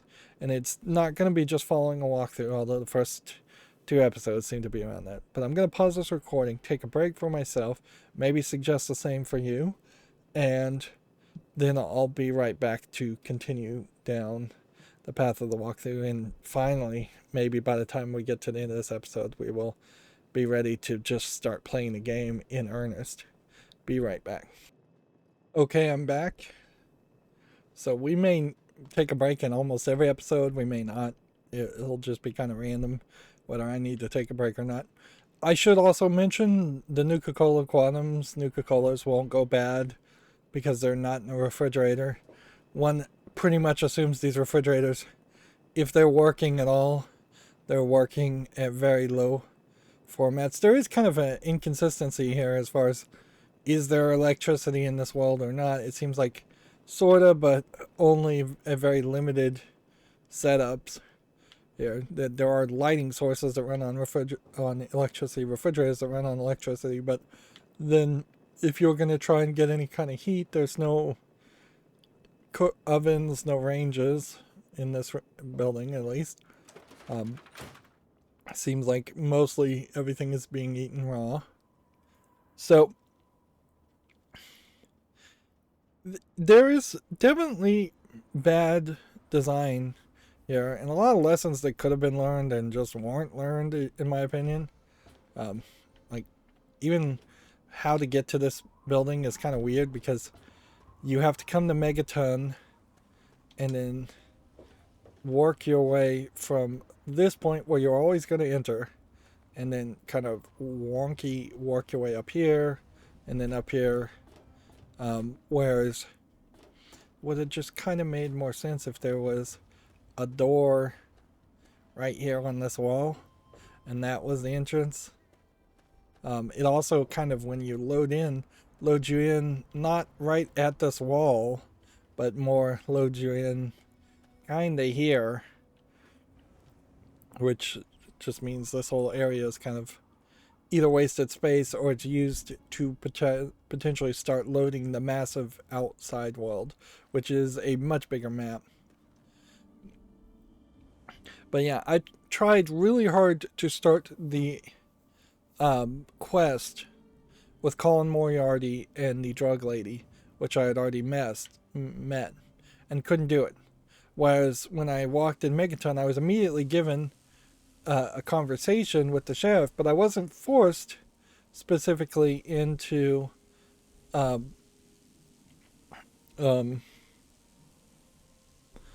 wasn't forced into specifically starting the Children of the Atom quest either. So there's really no telling without following a much more detailed walkthrough instead of what I'm following, which is just a setup guide to get you somewhat started at playing the game your way and having a decent chance of success. There is a huge chance of potential failure where you could just struggle quite a lot to finish quests or find quests the way you would like to. You can't like shut off this valve or anything. And there is also a balancing issue once we get into the overworld, where either you're going to get into regions where you just cannot succeed at all because they're way over leveled to you, or in general you're going to run into some random people that are about at your level. I think Fallout 3 kind of does it the opposite way of the way it's normally done, in the sense that Fallout 3 does let you get your butt handed to you in certain areas instead of just overly trying to balance everything the same way. Whereas I think Fallout 4 maybe overcompensates in the other direction and balances every character out. And that's the problem with an open world game in general, is that, and you can definitely see that in Skyrim also, that every single city, every single area in Skyrim, for the most part, is at about the same level as the player is. It just always scales, and at a certain point, if it's just always scaling, then the power levels don't even matter. Very rarely do I run into a game where I can become overpowered and I can just one-shot kill people. This would probably be a great game where it would be nice if you could one-shot kill people, particularly with the VATS, but it just doesn't happen. And all of these decisions come from Dungeons and Dragons, and come from the concept that it's acceptable to play a Dungeons and Dragons campaign for 5 hours every week for years on years, whereas video game players generally don't want that level of commitment. So we want to go to the water processing plant and talk to Walter now and get another quest. Again, I don't know if there aren't maybe a dozen more quests in this town that I could start right now, or maybe I could start them, but I wouldn't be able to finish them. What do you need? All right, so we're going to talk to Walter. And then ask what we can do to help around here. It's no secret that the old water treatment plant is on its last legs, and I'm the only one in town that can keep the damn thing running. I spend so much time up in the plant that I can't take care of the leaks that keep springing up in the pipes around town. Now, I don't expect much from strangers, but if you've got the know-how, I need someone to hunt down and repair those leaks.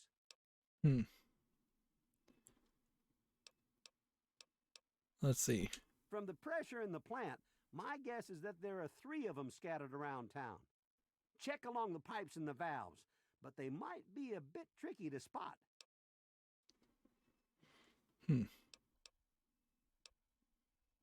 We'll go through all the dialogue here. But I I can't hunt for leaks all damn day. That rust bucket purifier would So fall this is apart why we without wanted me our around to repair plug it at up. 30. The only break I get is when I shut the thing off for the night. And I can't look for leaks when the water isn't running.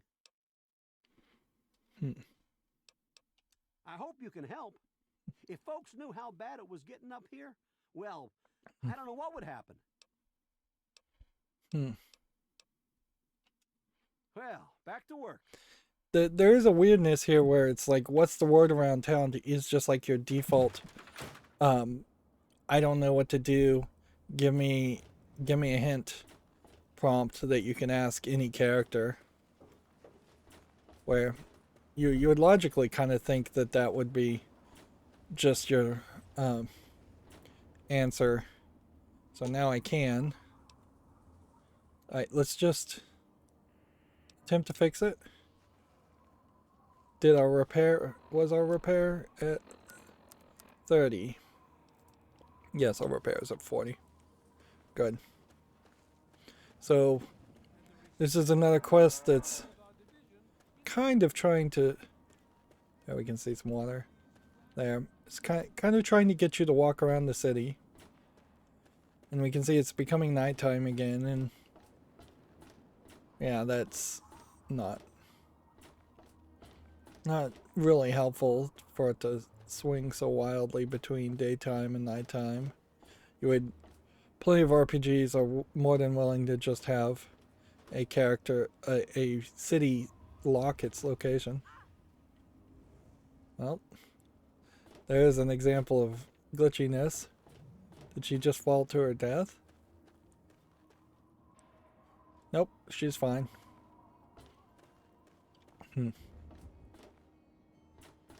But yeah, I would have been more than happy if it had a nighttime version of the city and a daytime version of the city, or just a daytime version of the city, and that was that. Like, just for visibility reasons. Well, I saw a water pipe, but it may be getting close to nighttime when they shut off the water pipes. And this whole area is just such a nightmare to deal with. That, yeah. Okay, that's 2. And I have a map. But the map only helps so much because you get turned around. Yeah, the water is up there.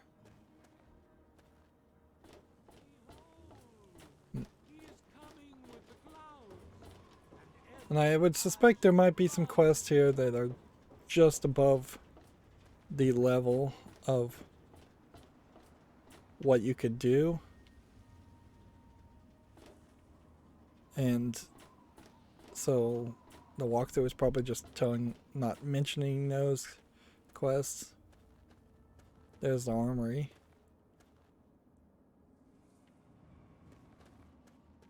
Right. The water is there. So how do we get to this? Because like the whole jumping, I feel like I could jump when I was in the overworld, but inside the city it's been removed. Either that or I am just wrong and I never could jump, as a possibility also. Probably are a few places where falling downward might get you to a few locations, but this is hardly a platforming game. And it's hardly the desire to hide a bunch of things in different ways.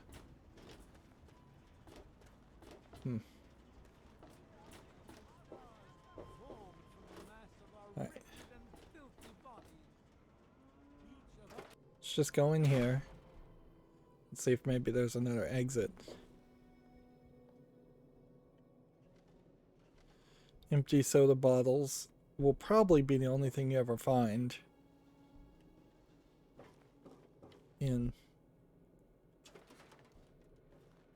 an environment here.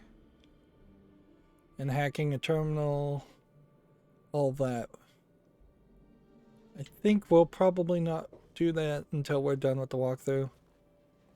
And then we'll start to just play the game like a normal person.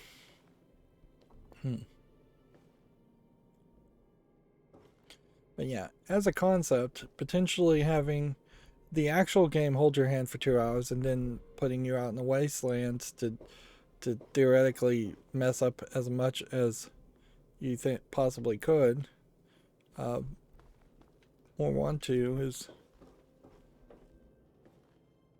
not really a good system either. And we have a child of Adam. And we have a ruined book. Yeah, they show you a lot of these ruined books, but they don't really point out that you should be looking for the non-ruined books. Let's see if maybe there's a valve closer. No? You need to figure out a way on how to get this. Let me just read this.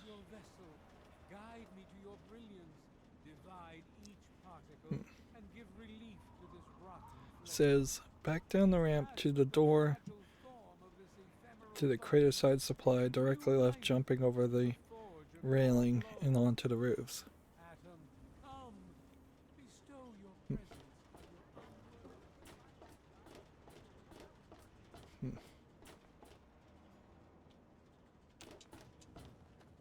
But I'm not, it's not letting me jump.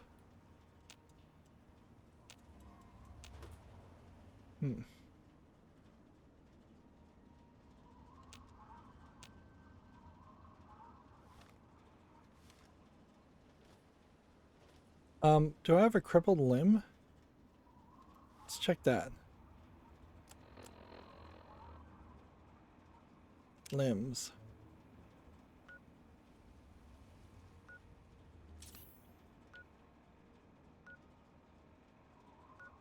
Nothing here looks like it's crippled.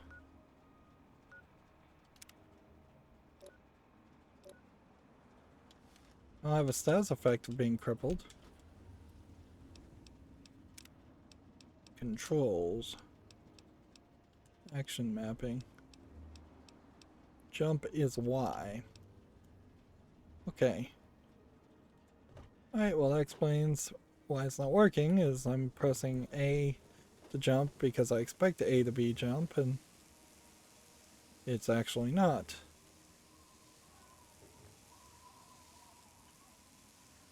I don't actually see the valve here.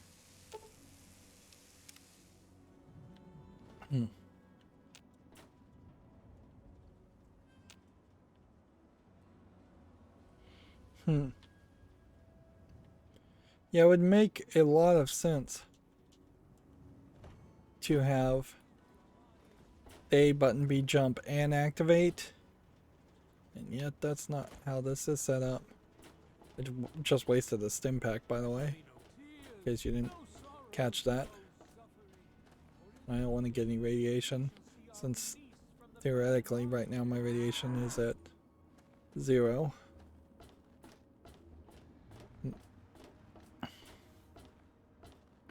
Okay, so that should be the 3 locations.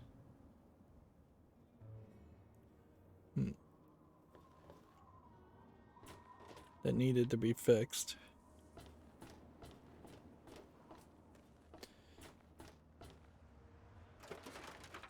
And I suppose it could be a case that there might be more interesting ways.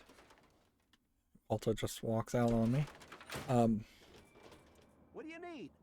Let's see. Well, I'll be. The pressure's up in the plant. It looks like all the leaks have been fixed. Thank you, stranger. Thank you. But listen, it's only a matter of time before they burst again. And someone like you might not be around to fix them. I'll make you a deal. I'll give you caps for any scrap metal you can bring me. You'll find it all over the place out there in the waste. If I have a steady supply of scrap, I can keep the plant running and the pipe should be just fine. We got a deal? Good. This just keeps looking better. Those parts will keep this place running and the town in fresh water. Hurry back as soon as you find some. And see, that's kind of silly because now I'm getting XP for scrap where I sold the scrap before. So now I need to find Moira's and go back and just buy back the scrap I sold if I can. It may already be gone.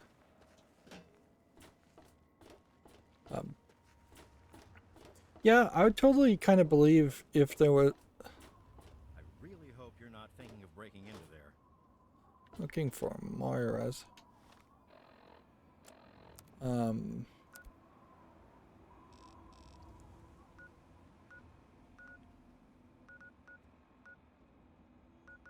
didn't go in the men's restroom.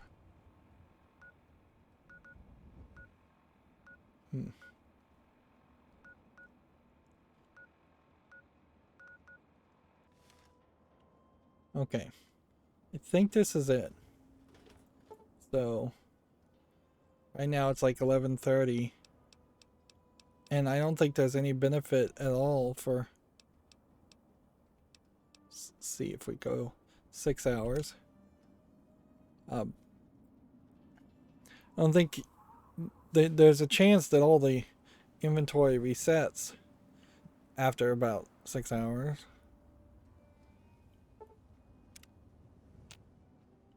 And I have no idea when this really opens, and you can see how it'd be very easy to just put the hours on a store like this. Unless I'm thinking of a different place.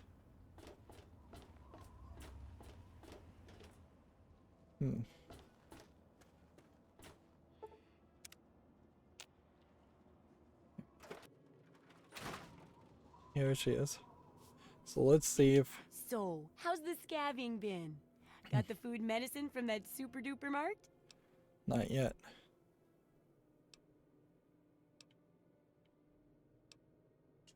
Oh, well, could you get on that? Thanks. Let's see. What do you need? So how much scrap metal? 1 second. I'm gonna have to pause the video again. Okay, sorry about that. Someone was knocking on my door. Alright, so we're looking for scrap metal. And that would be under miscellaneous. We're gonna have to get fairly good at this. And just hope that that hasn't reset.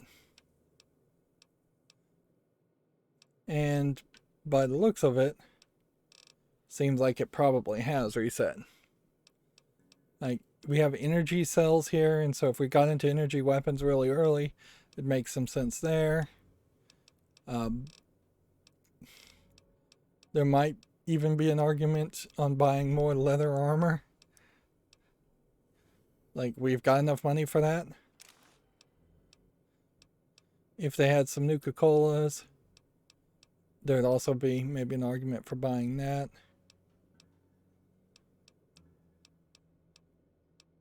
But yeah, scrap metal is gone. Alright. Good hunting. And it kind of sucks you can't just hit B to get out of here. Try not to die. Alright. So the walkthrough didn't even really help me by telling me to hold on to scrap metal. That being said, probably could go find a few in my house and come back and try and trade that, but we'll just deal with that later.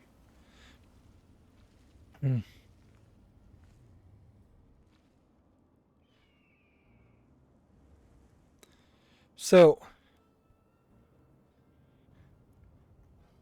at this point,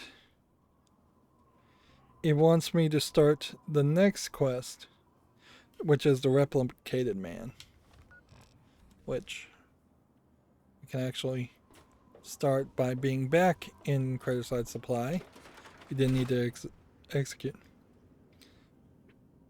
Just to the right of the entrance here should be a holotape. Been busy testing? That's secure for a reason. Let's see. The holotape is just to the right of the entrance, behind the counter on a stool. Here we go. And you can take it, and it's not stealing. No added androids are real. No, really. Welcome to Craterside Supply. We actually didn't look around here to see if there was anything worth grabbing as far as a bobblehead. But I would say there's definitely some inconsistency in just how these items are designed and placed, where most things are labeled as something you would steal, but if it's an important quest item, it's not something you would steal. Clearly there was discussions made where one person was overridden by the needs of another system, because the main quest systems need you to potentially play as a saint and never steal anything. There will be a small percentage of people that would never want to steal anything in a game. I have definitely heard stories of parents going, you can't steal anything, you can't kill anybody. In a game like this, you could almost get away with doing something like that, and saying that you don't know how to make any weapons yet. Like, you could almost make a game in Fallout where you didn't steal. Probably can't make a game where you don't kill somebody.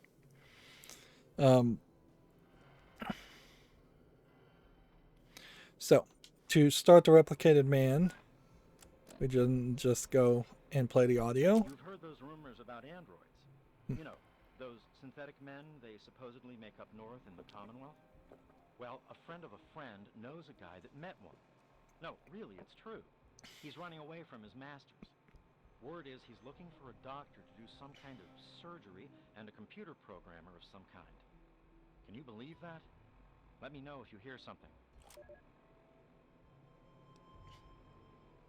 Here's your deed, that's just text. It is also only shown really in an image that that Canada was annexed by the United States at some point. Okay.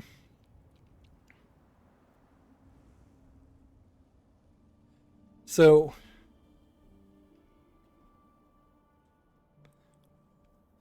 now, as far as quests go, we have the Replicated Man, Wasteland Survivor Guide, and Following His Footsteps, which we moved that story forward, but maybe there was a different way to do this, and so we'll try and do this.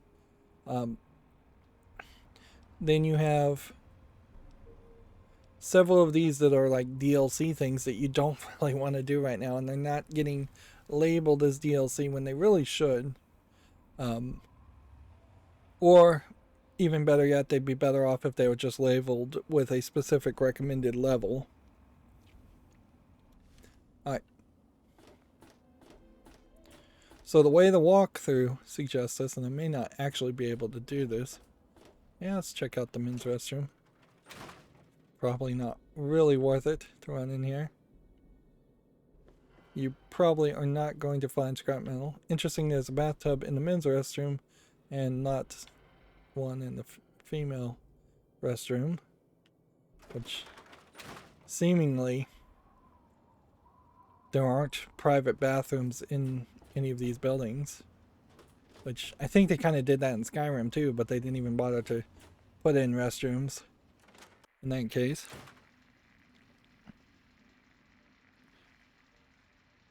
It says, Behind the counter is a shelf So, what is it now? full of alcohol. Got something on your mind? If you want some extra cups, you can pick them up, take them to a secluded room, and steal them all, resulting in quite the profit. So you could do the trick where you could grab this So, what is it now? and then drag it where nobody would see you and steal it. But that's not, I think, something I'll try. It's locked for a reason. Get any ideas? We want to hack into this terminal. But if we're going to hack into this terminal, we need...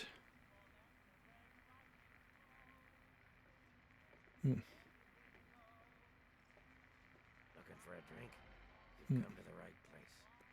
There's some Nuka-Cola Information I got. quantums Cost ya. somewhere. It says. Saloon cooler requires key. You want something? I'm not seeing him.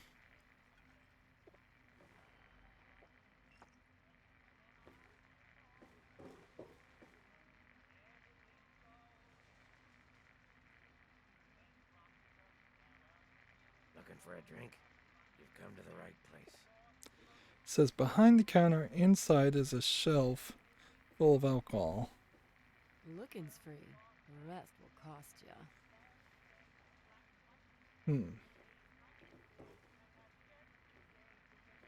I really hope you're not thinking of breaking into there. This cabinet maybe has alcohol in it. Don't look at me like that. So, what is it now? That's interesting. I definitely am not seeing any Nuka-Cola quantums or a shelf Never seen a ghoul before. full of alcohol. Matter. Never seen a ghoul before.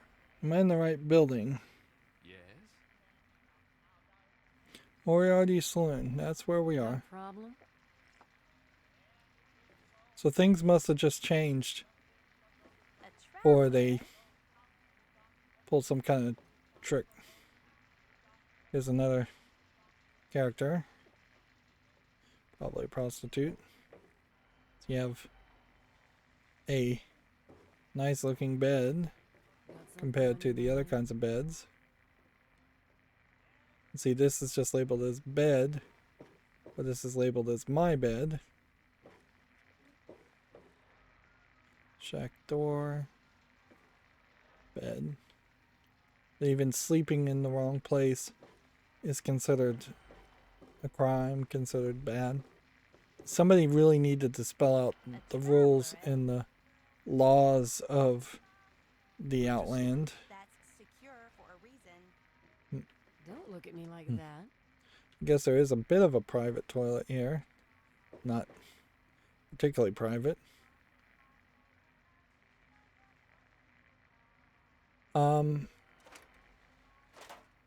We can open these and look and see what's in them without stealing anything. But if you were to take like the bobby pin, even, that would be considered theft. Looking for a drink? But this requires a key. And so I bet it's in there.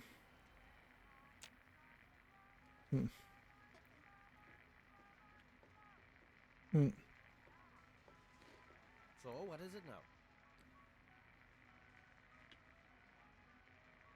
Yeah, all I see is a couple of Never seen a ghoul whiskeys. before. I don't see anything Information I that's got. Nuka-Colas. What did it cost ya? There's nothing in that metal box. There's some bobby pins in that one. The rest will cost ya. Yes, that's locked. And yes, I can This see is your locked. mind. Alright. So, enter the room to the right of the shelf, closing the door behind you. Inside the cabinet is a terminal. Inside is a cabinet and terminal. Moriarty has locked the terminal.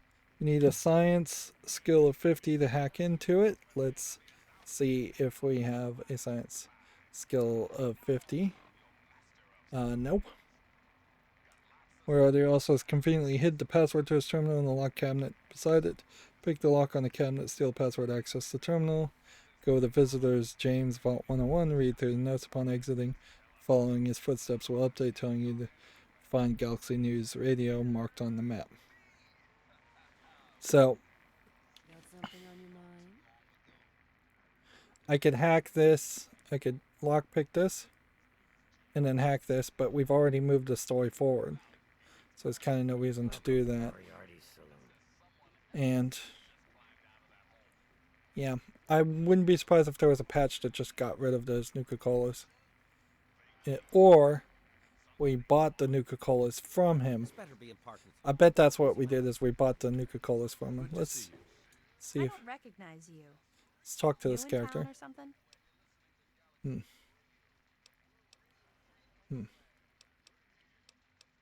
I hope by something to do you mean a job. Otherwise you want to talk with Nova. I'm looking for someone to make a delivery. Interested? Interesting. This is the next thing we were supposed to do anyway, so I've conveniently run into this. She'll ask you to look for work if you're, and after agreeing, she'll ask to deliver a letter for you to her family in Airfu. This will start the Blood Ties quest. Great. I'd like you to deliver this message to my family in the Arafu settlement. I haven't heard from them in months, and I'm worried. As soon as you get there, talk to Davis West. He'll be glad to pay you for the trip. Hey,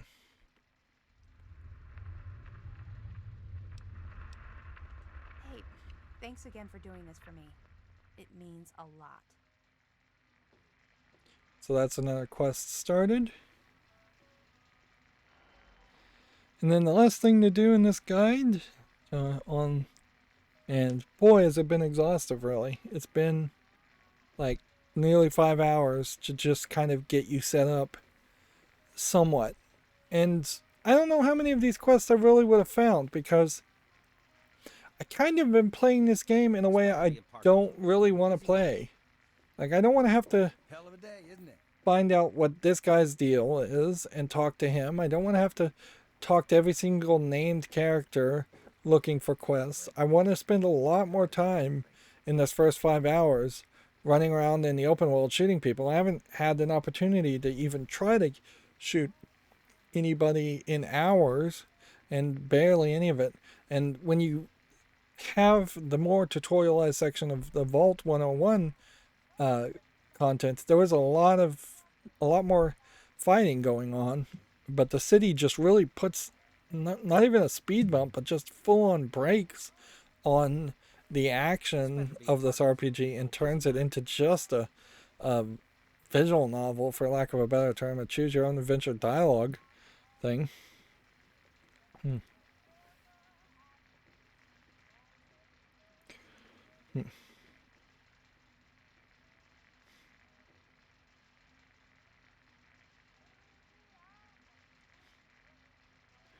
Okay.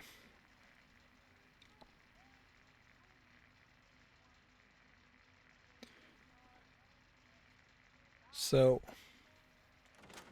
at this point, we are done with Megaton, and almost completely done with the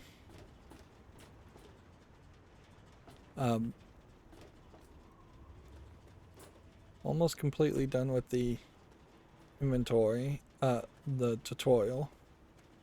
There is a hidden stash, which the game has given you no reason that you would really know that. Some of these noodles just ended up on the ground. This is another thing you see in Bethesda games, is where it just gets kind of glitchy, and this isn't like environmental storytelling more than it's probably just a glitch where the noodles were supposed to be over here and they ended up on this. And here you have Ginny Stahl all in yellow. She looks kind of like April O'Neil. We only sell drinks here. I mean, we could talk to her. Now, I know I've never seen you in Megaton before. Well, let me guess. Just passing through, right? We get people trying to settle down here all the time. Anyway, if you're hungry, you came to the right place. What can I get you? It does seem like there's not really enough Most of it's edible. resources or Some of it even people tastes good. for Washington, D.C. area. Yeah, I guess we'll take the Nuka-Colas. And almost wonder if we should take the stim packs now.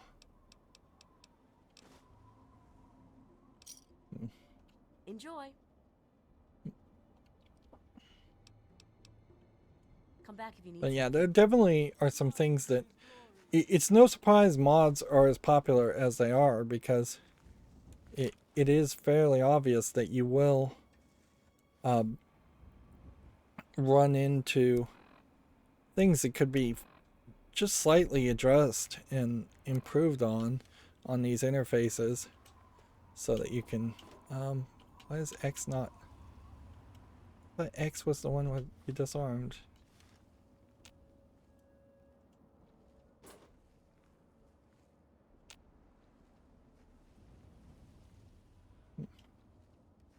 You have to hold X to disarm. Interesting. Which I don't know how many times you're going to actually do that. Alright.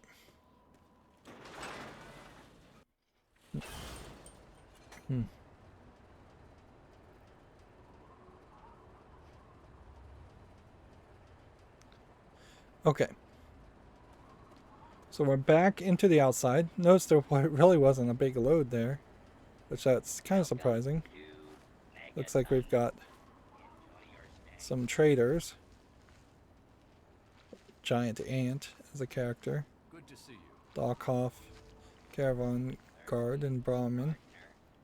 Let's go ahead and talk to this guy. Ah, welcome, weary traveler. You look like a traveler in need of relaxation and Basically a drug dealer. They really copy and paste a lot of concepts from Skyrim to Fallout, back to Skyrim, but back to the next Elder Scroll game if they were to actually make another Elder Scrolls game after Skyrim. I provide food, drinks, and discreet chemicals to discerning customers around the wasteland. I help ease the suffering of my fellow man. For a price. I don't have a home office exactly, but I organize much of my trade with Ernest Rowe in Canterbury Commons.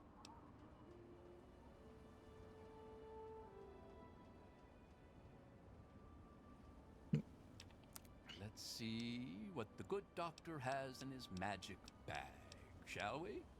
In a lot of ways, a lot of things that are going to be available for sale here you just don't need to ever buy or ever care about. Apparently people probably could repair some stuff for us if our own personal repair was low, but I don't know why you'd ever spend money for that. Now, oddly, they're saying that I'm seeing a map here that doesn't really equate well towards where we're going. Let's see. So somewhere about there is where we need to be going. And there's really not any storyline reason for this other than we have been told that there is a hauled out rock by the walkthrough over here. We didn't actually talk to a person, and I think the hauled out rocks, I'm not supposed to fight these guys because we're going to use them later. I think the hauled out rock is really a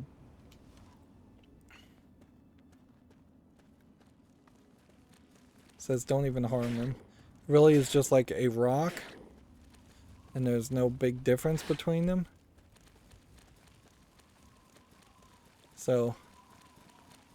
And it's not like it's going to show me a specific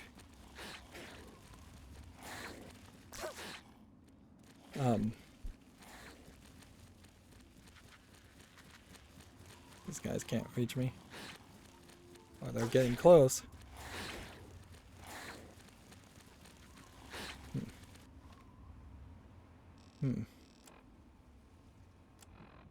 Local map.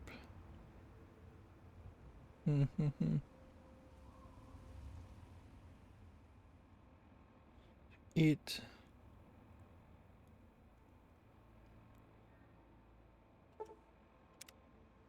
is right about there.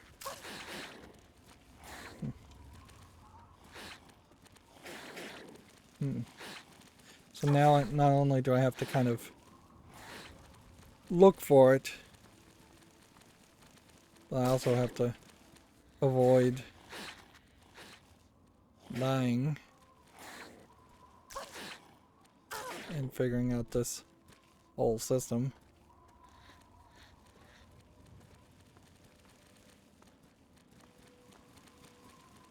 Let's see if there's a picture here. No, it really is just showing. And I guess I understand why this is considered a Megaton quest, but it really, it's kind of not. Right.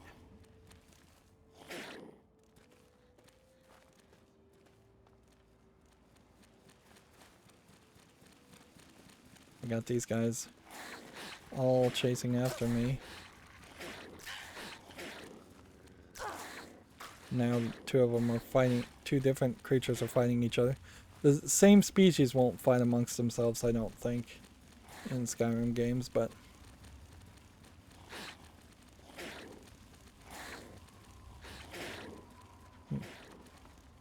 this could be an incredibly small rock also.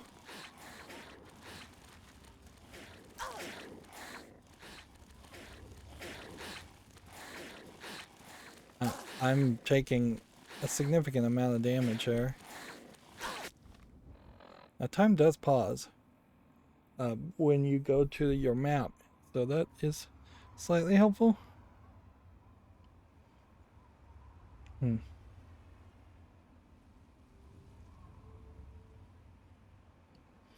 Okay, there is a picture here.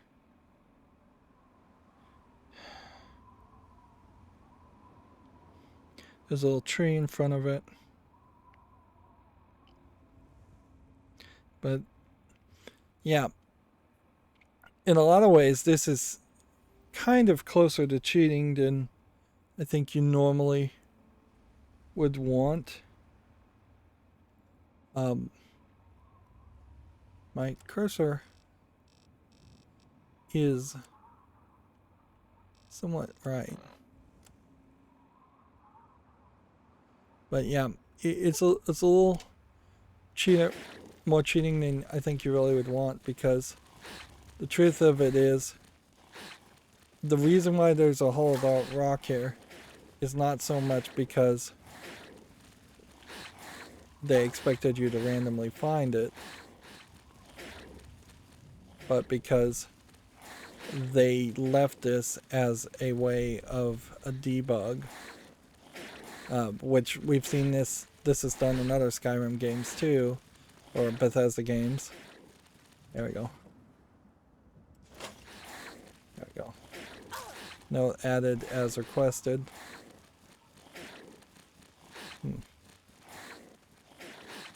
Maybe the hollowed out rock would have been stuff left for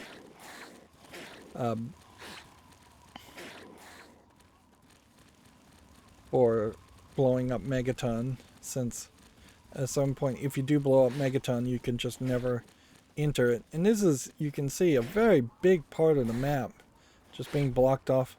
It's kind of a smart idea in general to just have a giant circular city in an open world that would block a lot of views and have kind of low texture walls. Now, here's a question. If I level up, do I get my HP back? I don't know. Normally in a game I would think yes. But I have no clue. So, as here's the stuff you wanted.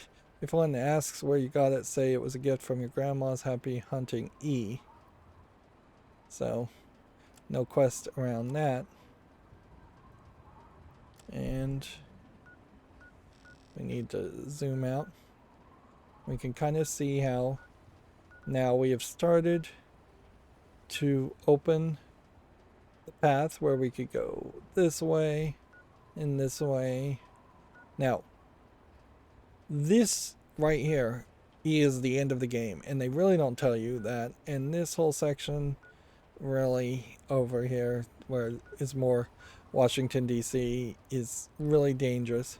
And when I first played the game, I basically went in this direction diagonally and only covered this lower half of the map and never even went into this upper right half of the map. There pretty much aren't enough breadcrumbs to make you want to go in that direction. I think we probably are going to go to the Super Duper Mart next as our quest. But yeah. With that, that is the closing of the walkthrough, and nearly 6 hours of gameplay.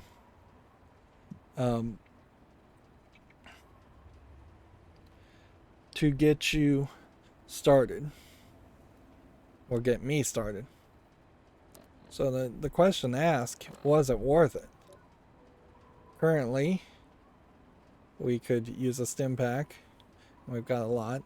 Or we could wait until we level up to 3 because we got attacked by mole rats and didn't attack back. Strength-wise, because of DLCs, at some point you may want to just take the perk that gets your perception and charisma up to 9 and your agility up to 9. And then once you've found all the main special bottles, everything would be at 10, which does seem doable, at least with the DLC, where it probably wasn't doable previously.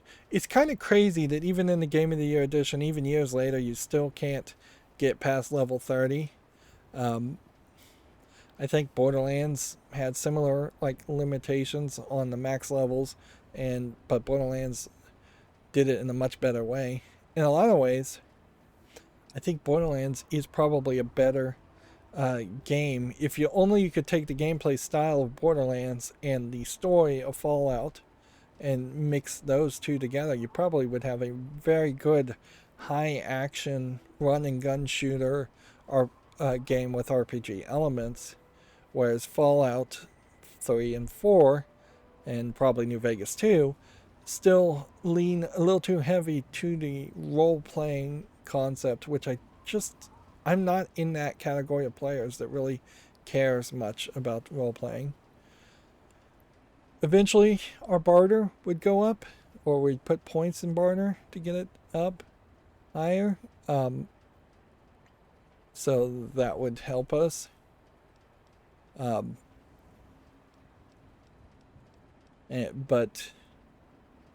that's probably going to be somewhat far off.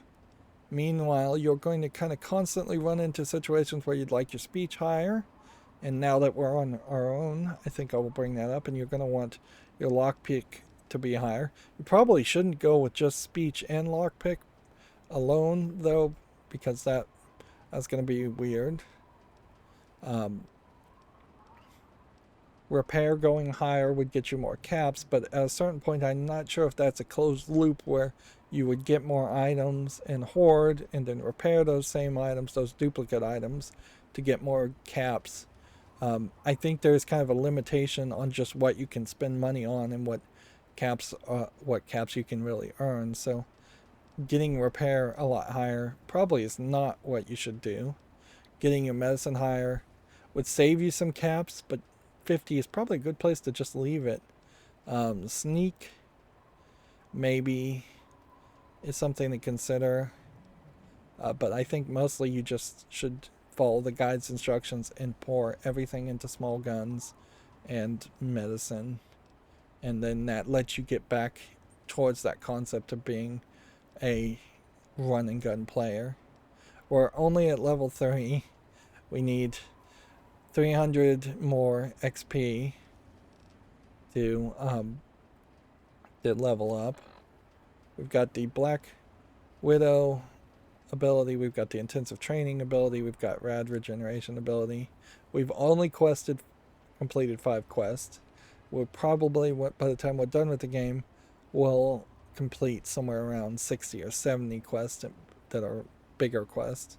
We've only discovered 3 locations in 5 hours of gameplay. We've killed 8 people. We've killed 12 creatures. Most of all of that was in the tutorial that the game gave us, and then this walkthrough has really just expanded that tutorial. Could I have played differently? I don't think so. Not really. You would really regret it had you not done those quests when you could have in Megaton. Or you would have just come back and done it later. Seems like you can become a cannibal at some point. Seems like there are some specific things here that you may never really want to get these numbers up, or maybe you will want to get the numbers up. The way this game is designed is weird in the sense that you are limited heavily. I only have 5 shots with the sniper rifle, so I'd only want to use that in a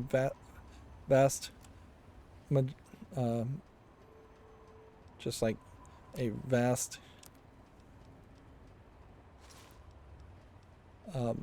emergency. There we go. We got another letter armor that we can, I think, probably constantly fill up. A stealth boy that seems to give you the effects of sneak plus 100 and stealth field plus 75, but that probably is not a item that lasts forever. If it does, well, that's weird.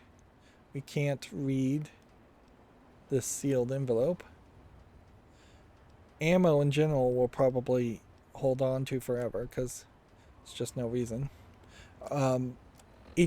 I will say this walkthrough has done the one thing that I could have used when I first played Fallout 3, in that I am not completely overburdened at this level. I have only 42 of 250. Let's see, we can focus now and set that as our location. Then as far as notes, we've read all the notes. As far as radio, we have the Enclave radio, the Galaxy News radio. We can listen to the Outcast distress signal, and some of these other signals are definitely DLC, ways of starting DLC, and they should be labeled as DLC, and they're not. So, yeah, I would say, generally speaking, it probably was smart to go through all of that setup and all of Megaton and just get a longer tutorial. Really, this should have been Act 1. Like, there should have been more of a case where you got out of Vault 101, you saw the vast open world, and then somebody met up with you and says, quick, follow me, and walked you in a cutscene to Megaton and made you go through Megaton and start a quest. Because things like rads are just not touched upon at Vault 101. Trading is just not touched upon at Vault 101. Have we now done every system that's in this game? Probably we've touched on everything. I don't think there's anything too important that we haven't touched on now. But it has kind of failed to give us a reason to go back to Springvale and try and get into that basement in Springvale, or go to Springvale School and try and take out Springvale School.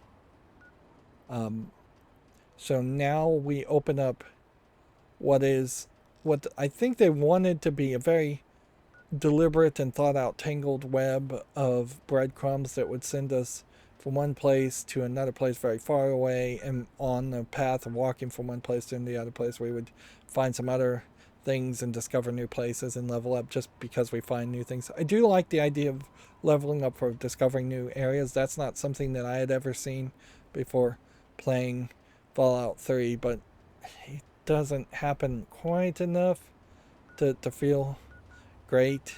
In a lot of ways, by modern times, by modern count, a game like Fallout 3 or Skyrim have far too few locations where you ideally would kind of want just the wasteland to be this continuously thought out area. And you don't have that. You have a lot of gaps, and in those gaps you'll see maybe one enemy, and those enemies are super strong, where arguably it would have been nicer if there had been 3 or 4 enemies and they were a third as strong, and so you could just have more action going on. It definitely feels more like you're playing Dungeons and Dragons and a dungeon master is saying you encountered a rad roach, versus a video game where it's just like, here's a rad roach, attack it and fight it. Arguably, this overworld doesn't really need to exist as much as it does, because if I can get kind of a high vantage point here, and let's just get a very high vantage point and see if we can jump up on a rock. Okay. If I can see all the way to like the Washington Monument, I think, in Congress, this direction, and I'm not seeing any enemies at all, and I have a fairly wide view of the world, and there's no life to it, this is a bad disbursement of people. There should be soldiers in the distance. I should see some movement. It shouldn't just be this despawned. And then if I turn this way, you can see almost over and in the Megaton, and it's not even really rendering it, but Megaton is completely blocking this angle, and I'm not seeing any people or animals around it. You would kind of assume that there would be a lot more moles and rad roaches and creatures trying to get into Megaton. And then I turn this way, and I'm not really seeing anything either. It's just a big wall of grayness. And then you have all these mountains in the background, and you can't actually climb those mountains, I'm fairly certain. So yeah, you have this situation where you can go any direction you want, but why would you want to go in any direction? Like, there's a school, and that becomes a lot more important when you get closer, but it is easily overlooked amongst all the other blobs of gray. Like, you can't even really see where the Vault 101 vault is. You'd think this water tower would be something. I think the Far Cry system, as played out as it is, where you climb a watchtower or water tower, and then that discovers a whole bunch of locations in an area, that is something that they probably should have considered doing. But that doesn't really address the issue that we're having right now. The issue that we're having right now is the visual dullness of this. Fallout 4 did try to work on some of that. Here you can see there are some kind of buzzards or birds. Birds never attack you in this game, nor do I think you can kill them. In fact, even the lizard on a stick foods don't actually, I don't think you ever actually see lizards and could kill them, which, yeah, that would fix a lot of things. Is if there were birds and lizards and just small animals existing. But there's no life in this place. There's no leaves on these trees. These could have been nuked 100 years ago and just petrified wood. So it's hard to believe that this is a world that could have survived at all. There's a nice moon. Let's just look around to make sure there's only one moon. So it is mostly like Earth, but an alternate timeline.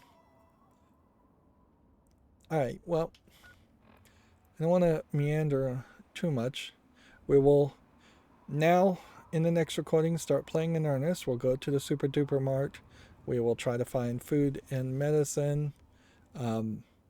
We probably will die if we're not careful. So we'll have to be careful, certainly. We may, once we start getting into the overworld, realize there's a lot less auto-saving compared to the city.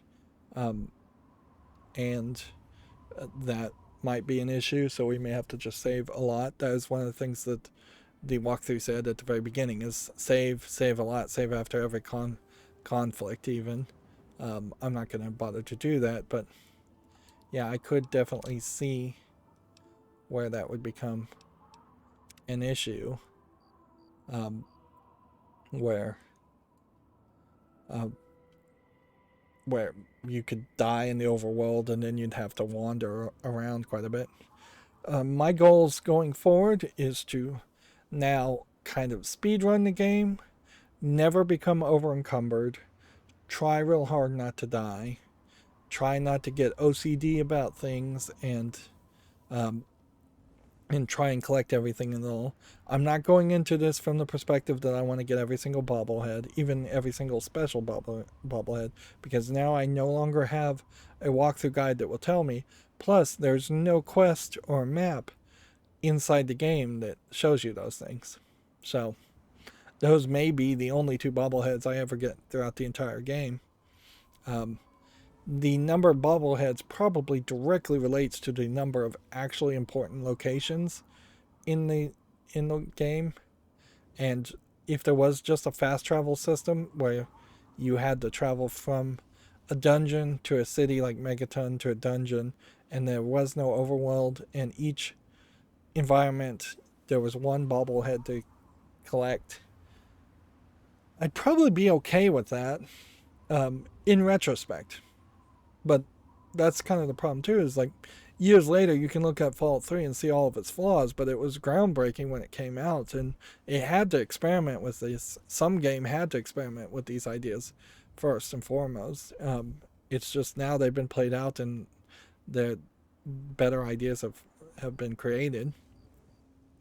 But yeah, that's going to be it for this recording.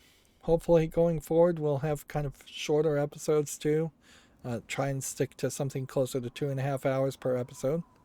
As always, I ask you to like, share, subscribe, comment, and watch every second of my videos. If you want a friend or follow me on any social media sites, there's a whole bunch of links down below.